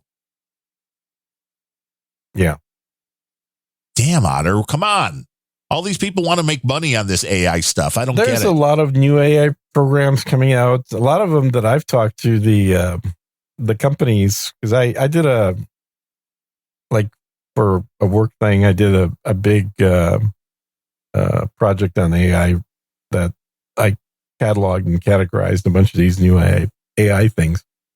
And I reached out to probably 15 or 20 companies. And what I found is they were all like 1 or 2 person companies. Like not just startups, but like 1-man startups or 2-man startups. It's like a guy who's like, I have an idea. It's usually a guy that is either just finished his master's or is working on his PhD. Makes sense. And so they're just taking what they've spent the last couple of years working on at school and listening to their friends' advice and saying, oh, you ought to go make money with this. And then creating a business out of it. This is also why most of these AI products have complete horse shit for user interface. Oh, yeah, they're not exactly. UX, UI is horrible. Yeah, I was just looking at Midjourney and it's like, oh, log into Discord. And I'm like, really? You haven't been able to get this? Wait, are you allowed to have a Discord account? I thought, or have they not allowed you on? I've never had a problem with Discord. I've had one for years. I never use it. Because you need a legitimate phone number to use Discord. Well, I don't believe attached one. You got grandfathered in? Oh, probably. Lucky. It may be attached to a Google Voice number. Yeah, they're cutting down on that, man. I believe it. Google Voice for that stuff. Hey, but I got one for a Mark Von Dyke show, The Great Void Zero. That was the reason why I had a Discord way back. Yeah. And I still have it. And he used Discord for a show? That's funny. Yeah. But back in the day, the audio from Discord was just about as good as anything else. And you could bring in more people. It's pretty good. I will tell you that I think the audio in Zoom is the best of anything right now. Interesting. Well, I mean, they're getting paid, so that would make sense. Well, not only that, but it's musician mode. So it's uncompressed, low latency audio. Which more of these things are. That is, well, especially when you got the big fat pipes. You got the big fat bandwidth. Exactly. That's the huge advantage is you got the big fat pipes. And and they've made it very easy to turn off all the shit that people actually do want on for using crappy laptop microphones in meetings. Because that was like their first big thing is how do we make shitty audio sound better? Right. Adding and then people kept saying, don't mess with my audio. I have good audio. Right. So then they added how do we turn off all the shit that makes bad audio sound better? For the people And that sound like when they're you in turn the on bathroom. musician mode and it's using full uncompressed audio, like the recording quality is incredible. Hey, I mean, we could get every little last inch of nuance out of your And voice. it's recording in the cloud, which is the best part as far as I'm concerned. You love recording in the cloud. I do. But I mean, speaking of making money on this show, we already thanked NetNed for his Boostagram that came in a little earlier. Oh, yeah. Otherwise, our buddy Comic Strip Blogger sent in too. He's getting mad at you again. Uh-oh. He sent in 8,015 sats. This was the one before the show that says, please visit www.csb.lol for witty and insightful cartoons, yo. I mean, witty and he's got pretty good insightful. cartoons on there. I've been there. But now he just came in during the show with 3333. He's like, did Gene just say he doesn't have any respect for me? Then I have to stop donating to Unrelenting. Fortunately. Well, here's the problem, CSB. Gene does not respect anybody. Yeah, that's literally what I said.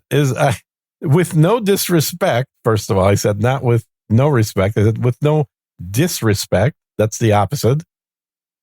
And then you said, yeah, because you don't respect anybody. And I agreed. I was like, yeah, you're absolutely right. Gene has no respect or disrespect for anyone. Yeah. No, I only respect work. I don't respect people. So there you are. But that is that's our massive list of donors. Yeah. Aren't you glad that a year and a half ago I announced that people should stop sending money in? That's like $4 we made today, man. It's almost like people actually listen to what I said. Well, they're listening across a lot of different shows, and it's the economy, stupid, as we heard from Carvel, James Carvel. It's the economy. Yeah. No question about it.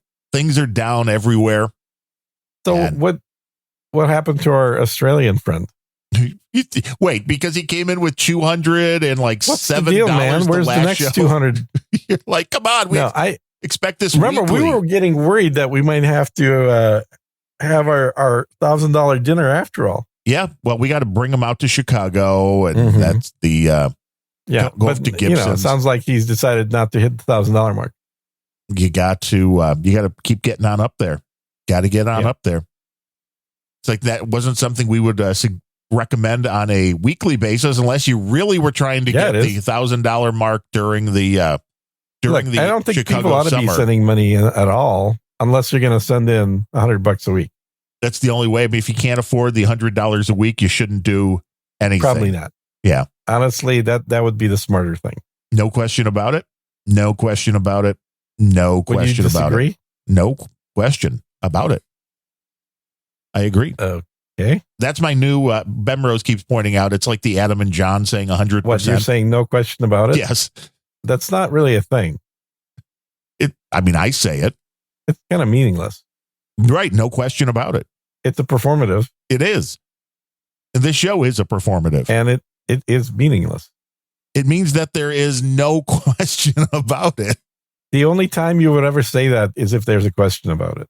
Oh, you think there is a question about it? Okay. There's always a question. Otherwise, it would not lead you to say anything whatsoever about it. I'll change it to there is definitely a question about it. That would at least be somewhat unique. It would make sense. Yeah. CSB says 3333 sats. Okay. Kura. Fine. So he takes your explanation and everybody is happy. And we need to get into at the, $1 per message. We need to get into a lot more arguments with people. And that would be the way we can make money.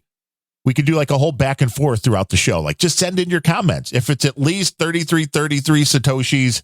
No, actually, we probably need more like 33,333. That and above will read your message no matter what. And we could just go all show long.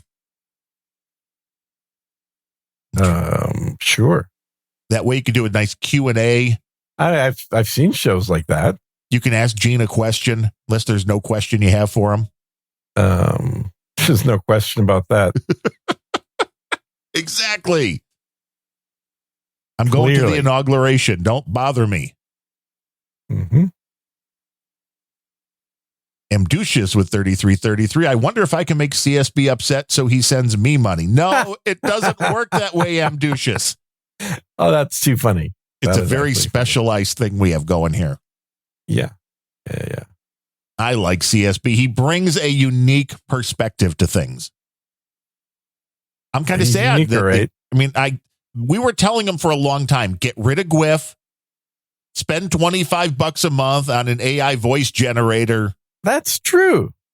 And most people, again, would no prefer the disrespect voice. to GWIF. It's just like if he was just a voice reader of a script, that's what I thought he was doing. Right. I thought that's what he was hired for. I don't know if he was being paid to be I don't think he was being paid necessarily, but which I would go off the rails too if I wasn't being paid. But honestly, like, I brought this up months ago, is that you listen to the show and it's basically a bunch of GWIF opinions about things, some of which is AI, a lot of it not AI. And he doesn't have an American accent to boot. Well, here's the beautiful thing, Gene.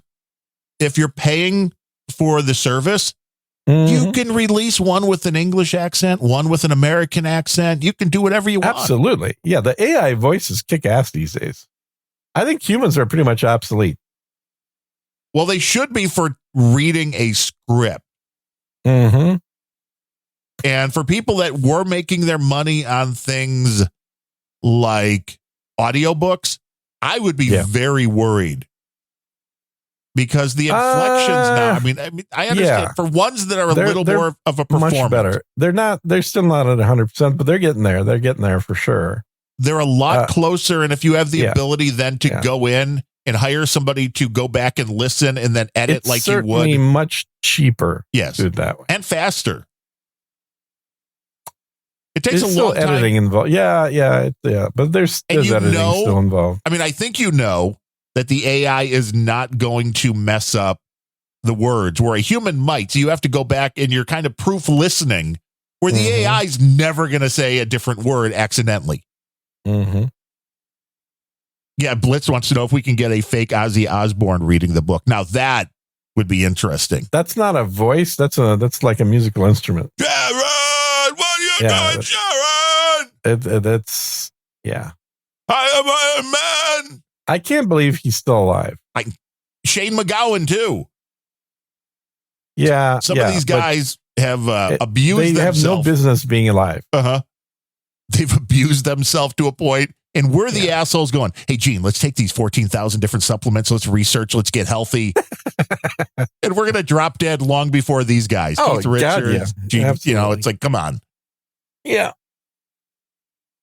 We're doing something wrong. Yeah. But I don't know. I don't mind that. Like, I think that mortality is actually kind of a good thing. Well, it gets rid of the people you don't like. It gets rid of everybody. Right. Eventually, everybody's going. Well. Mm-hmm. I just want to know why all of a sudden, and I think we mentioned this on the last show, why taurine is in all of these news stories on like the Wall Street Journal and Forbes and like, it's a magical thing. I mean, is it just because somebody put out one study on mice and worms and they thought this was the greatest thing ever? Has nobody ever looked into taurine before? It's just weird to me when something like that gets pushed. And I think maybe you said last week, and it's probably true, I wouldn't have noticed if I hadn't just started taking it. But it's like all of a sudden it's like, damn, it seems like this is a big thing. But I will say I do feel healthier, and I will say that that taurine and caffeine is probably the other thing. Why it's great to do the exercising between 9:30 and 10:30 before I'm taking the pills that will keep the heart from beating too fast is that I take the taurine when I get up. I have a cup of coffee, so I got the taurine and caffeine, and boom, it feels like you could just ride forever. Yeah, I'm not really an advocate of that. I think that is a drug addiction. A drug addiction. Yeah, like you should not need either caffeine or taurine to feel awake. No, not to feel awake. I would use those. It makes my performance definitely riding the bike. It may just be that I've done it long enough now that I've just built up the endurance, but it seems to be helpful. It may be helpful, but again, I think those are like wide awake midday drugs. I've never been a fan of either for myself or other people drinking coffee in the morning to quote unquote wake up. That's not a good thing. No, I don't really drink it to wake up. When I wake up, I do not feel tired when I wake up. It's just that coffee seems to make sense. After wake up, just do some Coke. Talking about drug addictions here on Unrelenting. Again, this is not medical advice. Not in an addictive fashion. I'm thinking more as part of a soft drink. Gene's like, just have a little Coke in the morning. It'll get yourself wide awake. So I was looking at my watch, and last night I had 49 minutes of deep sleep, 3 hours and 25 minutes of light sleep, 2 hours and 15 minutes of REM sleep, and an hour and 13 minutes of being awake. Well, that last part's no good. Well, I mean, sometimes you wake up in the middle of sleeping. I mean, otherwise you could be dead. Well, potentially. I mean, if you're not plugged into one of those machines that breathes for you. Let's see. So for last night, my different stages here. Why won't? Yeah, show me your stages. I'm wondering why this won't scroll up. Apple, I swear, every time they make a change with something, it's garbage. I've got the different stages would be awake for 13 minutes. Okay, that's pretty good. REM 2 hours and 16. Yeah, that's pretty close to what I had. Core 4 hours and 48. Yep. Deep sleep 47 minutes. It's actually very similar to mine, dude. Did you just read off mine? No, that was mine. And the 13 minutes awake, which was a lot less than yours because you were awake more. I was awake for like an hour and a half, yeah. Yeah, that was getting up at 3 o'clock to pee. That was that. Yeah. That was the joy. But otherwise, yeah, pretty good. I mean, pretty good. Yeah, it was. What was mine? Here, let me look at mine real quick again. So I had 49 minutes of deep sleep. You had how much? No, I have to go back now, man. I'm looking at my averages, which are for the last week. The average would be average awake 45 minutes. That was a little longer. Yeah. Average REM 2 hours and 4 minutes. I got 2 hours 15. Average core 4 hours and 53. I got 325. Average deep 53. 49. See, so close. Yeah. It's almost like we're a couple of old white men. Omega projects like my REM sleep 2 hours and 18 minutes. Oh, so interesting. That's pretty close as well. There you go. Yeah. Old so I'd say if there's a deviation from the numbers you just heard, go talk to your doctor. Right. This is something where, which is one clearly we've just, we have a sample of 3, which now means it's categorical. And these watches are pretty good at something has changed. I don't know why, but you may want to look into that. Yeah. Yeah, absolutely. The watches are pretty good, but I think my my bed sensor is much better. And that provides much more accurate results. And don't come knocking if the bed is rocking. That's right. Because that actually listens to my breathing.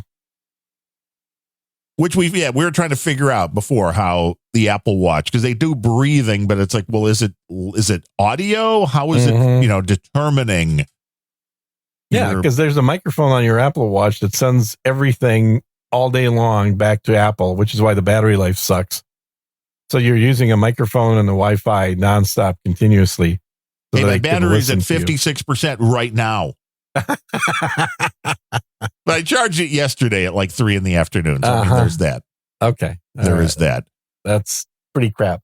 But yeah, mine's 18 days. That's pretty nice. Mm-hmm. What is your thought on the current crypto, especially Bitcoin bull run, man? I mean, it's up big time. Last week, CSB sent the same amount of crypto and it was $2. Today, it was $2.44. I mean, it was up a nice. It's not up that much. It's up from 28,000 to almost 31,000. Now, is it time for me to dump my Satoshi? Should I be dumping that into fiat now? Do we thinking the run's going to keep going?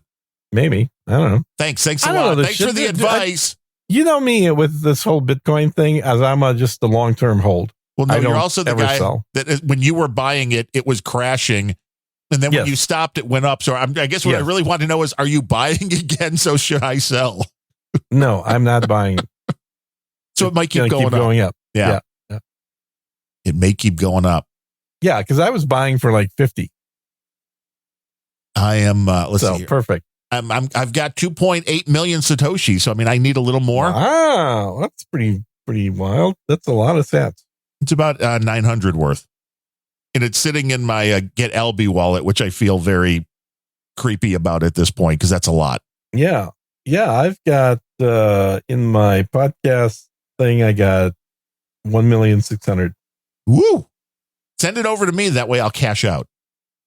And I need to download my PayPal things. To you. You're the one that'll be sending shit to me. I know. I was just going to say, I got to download the PayPal things and figure out what, I mean, although it's only Dale. So really that's the only donations I need to look for to be like, what do I owe Gene? Because everything else is. Let me see how many channels I have active right now. I've only got 3 channels that are active. And they always keep changing because I never set up my own. I always wait for other people to connect to me. They're like, let's connect to Sir Gene. They want to make that Sir Gene connection. Yeah, I think the Ellen host is literally Sir Gene 1. If you don't know what we're talking about, go to newpodcastapps.com, download one of those apps, and learn about Satoshis and streaming sats and keeping your Liberty favorite Bull podcast is offline. going. Why are they offline? Which one's offline? Liberty Bull. I don't know. What is Liberty Bull? It's a channel. They've been around forever. Maybe not anymore. Did you see Did you see that our big went down? No. Like that was surprising. They left. There's a note on their site, so I wonder what happened here. Really? Yeah, this is a pirate site that's been around. Yeah, well over a decade, right? I mean, they've been around forever. It seems. I think over a decade. They have a note. Hello, guys. We would like to inform you that we have decided to shut down our site. Yeah. The past 2 years have been very difficult for us. Some of the people in our team died due to COVID complications. Others still suffer the side effects of it, not being able to work at all. Some are fighting the war in Europe on both sides.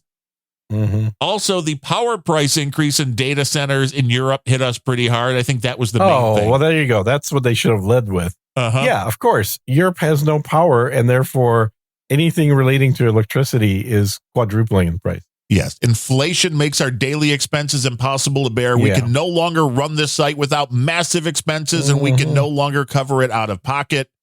After a unanimous vote, we have decided we can no longer do it. We are sorry. Smile or pouting emoji. Should I cash out Liberty Bull or just wait for them to go back online? Man, cash them out. Cash out that Liberty Bull. I've cash got out that bowl. 40,000 sats on there. It's a lot of stats, baby. Cash them out. Send them over to me. See if they work. They're definitely not going to do that. Island Big is still up and running, and Orange Spatula is up and running. Orange, you know what? If I'm going to trust anybody with my money, it's definitely Orange Spatula. Oh yeah, Orange Spatula's got a lot of it. Yeah, they are the leader in Orange Spatula goodness. Well, I mean, trust them more than Liberty Bull. Obviously, Liberty Bull's not even around right now. No, they're offline. What the hell? If you want to learn a lot more about streaming Satoshis, if you're listening live, just stick around on the stream. You know, I'm getting sats coming in right now. What the hell? Wow, on purpose? I don't know. Somebody accidentally sending you them? That's I don't use all this fancy new software, so I can't see any messages or anything. Nobody wants to send you a message. Here. Yeah. Yeah, I mean, it's usually like 19 sats a minute is what I'm getting coming in. That's not bad. That's pretty crappy. Right now, it's 1,600 sats a minute. It's not going to buy you any fake Salisbury 19 steak. Sats is what, like less than a penny, right? Well, 1,633 is 50 cents right now. Yeah. Yeah, I mean, it's you know. Boost those toots. It's a thing. Hit the thing. Do the thing. Do the thing and the deal. Make us squeal. Do the deal. Well, make Darren squeal, I guess. Woo! I'm not up for that. God, Jesus Christ. Yeehaw. Get ourselves some Satoshi goodness. What else is going on? You know the thing. What thing's going on? Nothing. What else could be going on? We got the submarine talk we did. We did the OnlyFans talk. What else we got? There's always more OnlyFans talk. Is there really? Is it real? Is it not? Is AI going to ruin it?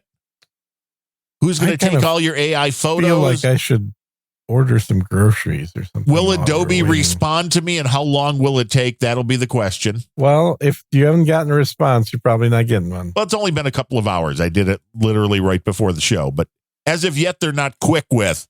Yeah. They're, although to be fair, the people in there, whoever's handling the support is like, oh, nobody told us this because it's not on their website anywhere. It doesn't mention it. Right. And to me, this was the most interesting thing about that, because I think people should be well aware of, even if you're just taking family photos. I can't wait to hear the story of, I was just taking the dog out of the background in our family photo, and the FBI came for my dad because he's a murderer from 20 years ago, and they facially matched him from my photograph that was uploaded. That's already been happening. I wouldn't worry about that. I know it's been happening on like Facebook and stuff, but this would be like, well, this was private. Should I get Asian or Middle Eastern?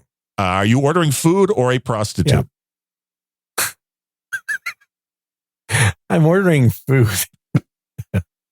God, only you would think in terms of race of prostitute as an order criteria. Oh my God. I was getting Charlie Sheen flashbacks for a minute there. I mean, maybe you could be ordering both at the same time. No, I'm ordering drugs. Come on. Can you order an Asian food with an Asian prostitute? I don't know. It's Texas. You probably can. Sure you can. You can get anything in Texas. You can get pretty much anything. And we had some of the worst pizza we ever had. The question is, are you going to have a buy one, get one free? Oh, again, food or that's way, to be fair, a prostitute buy one, get one free would be way more useful because the food, I mean, you're going to put on a little weight. It's going to be way too much. Yeah. So you'd rather have two unsatisfied women than one. Yeah. I mean, the more, the better. Really? that works? Yes, exactly. Gene, when you're paying, you're not really worried about their satisfaction. That's true. That is very much true, but you're still going to get their unsatisfaction. True. True. I can buy a bowl of oatmeal for $11 here. Okay. Or a vegan veggie bowl salad for $14. A bowl of oatmeal. It better at least be Irish oats. It better be steel cut.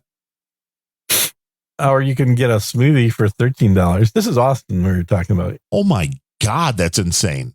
Mm-hmm. So they're doing, they're going and getting one of the generic oatmeal packets, and they're putting that in some water, and they're like, here you go, boss.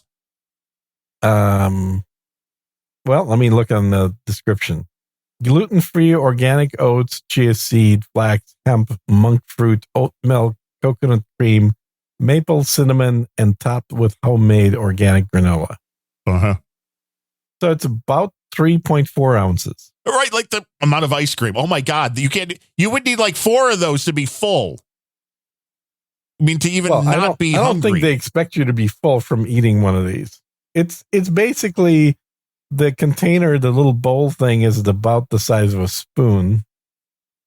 So you don't need a spoon. That's the beauty of it. No, well, I'm pretty sure you still need a spoon. It looks too thick to just drink. In our local grocery store, Meijer, screw them for whatever it is in the Brave browser that they don't want their website to act nicely. So then I have to go open it up in a different browser. Mm-hmm. Or their whole site may be down right now. So, okay, there may be that. I see a big spinning circle. That's always a bad sign. No. Not a good sign.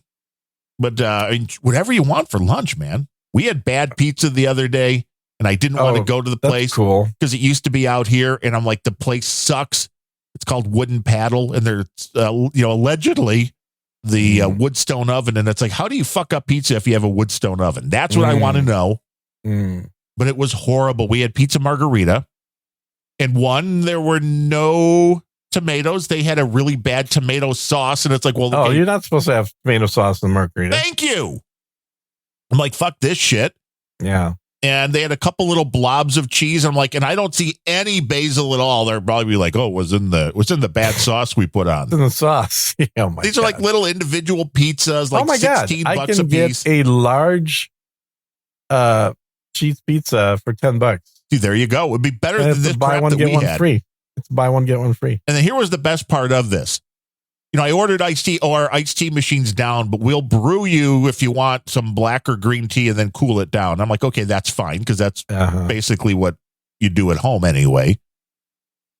But then when we were paying, put down cash. Oh, we're cashless. My wife pulled out the credit card. I was very close to being like, well, that's what I've got. I've got cash. I don't see anywhere in your fucking restaurant that says you don't take cash. I mean, if you want me to pay for this fucking meal, take the fucking cash, or you can just tell me to go upon my way. Oh, I'm sure they would love to do that.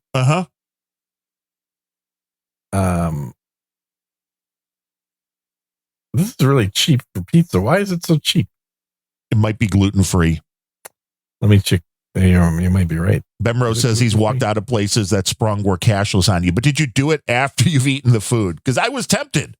I'd be like, I tried to pay.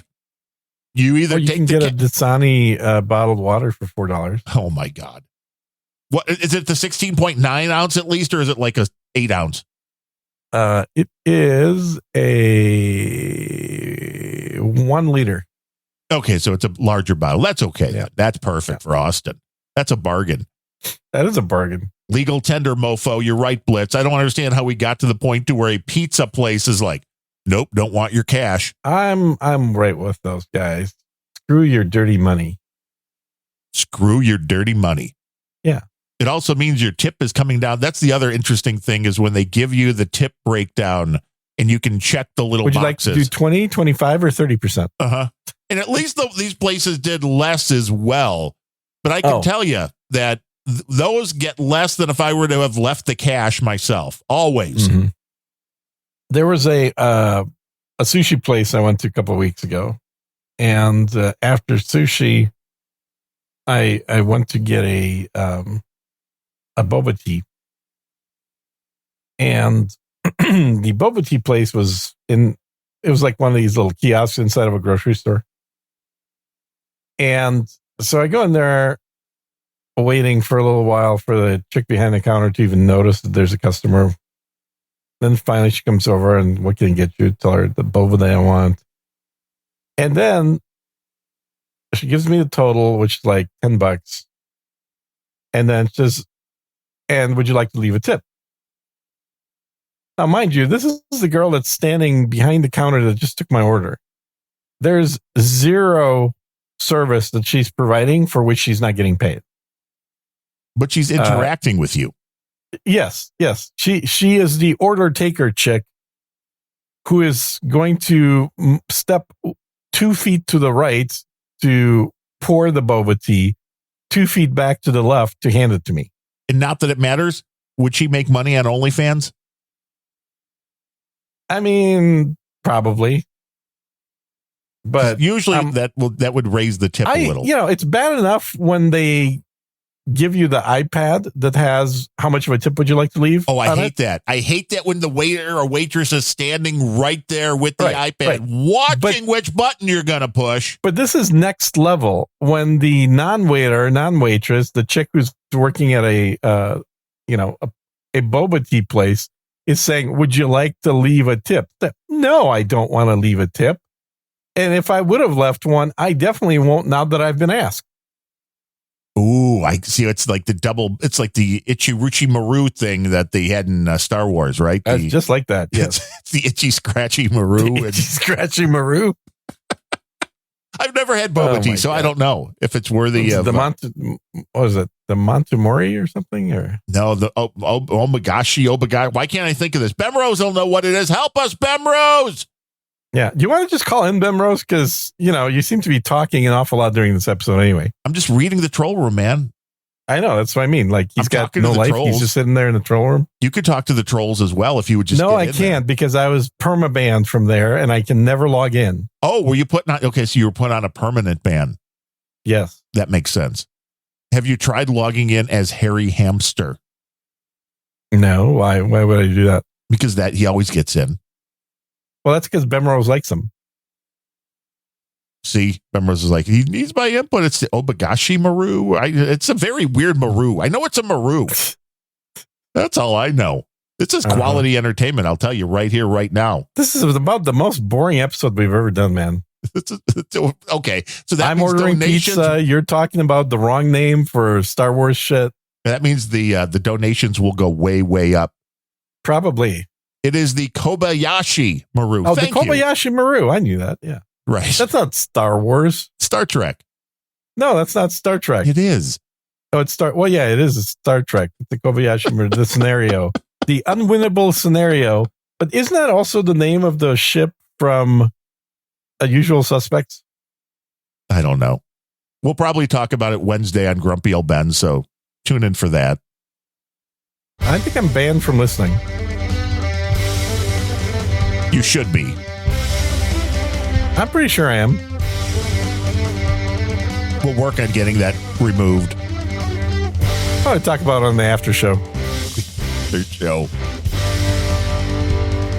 The fact checker, Ryan Bemrose, says the lawyer from Usual Suspects was also named Kobayashi. That's what I thought. Yeah. Yeah. There you go. And he claims we'll have interesting topics on Grumpy Old Ben. So I guess we're doing something different. Boy, that was a good self slam, wasn't it? Hey, that's what we do best. Right here. You beat me to it. Well, see, that's the trick right there. You get it in first, and that ruins the fun for everybody. Impressive, man. You self-insulted faster than I could say anything.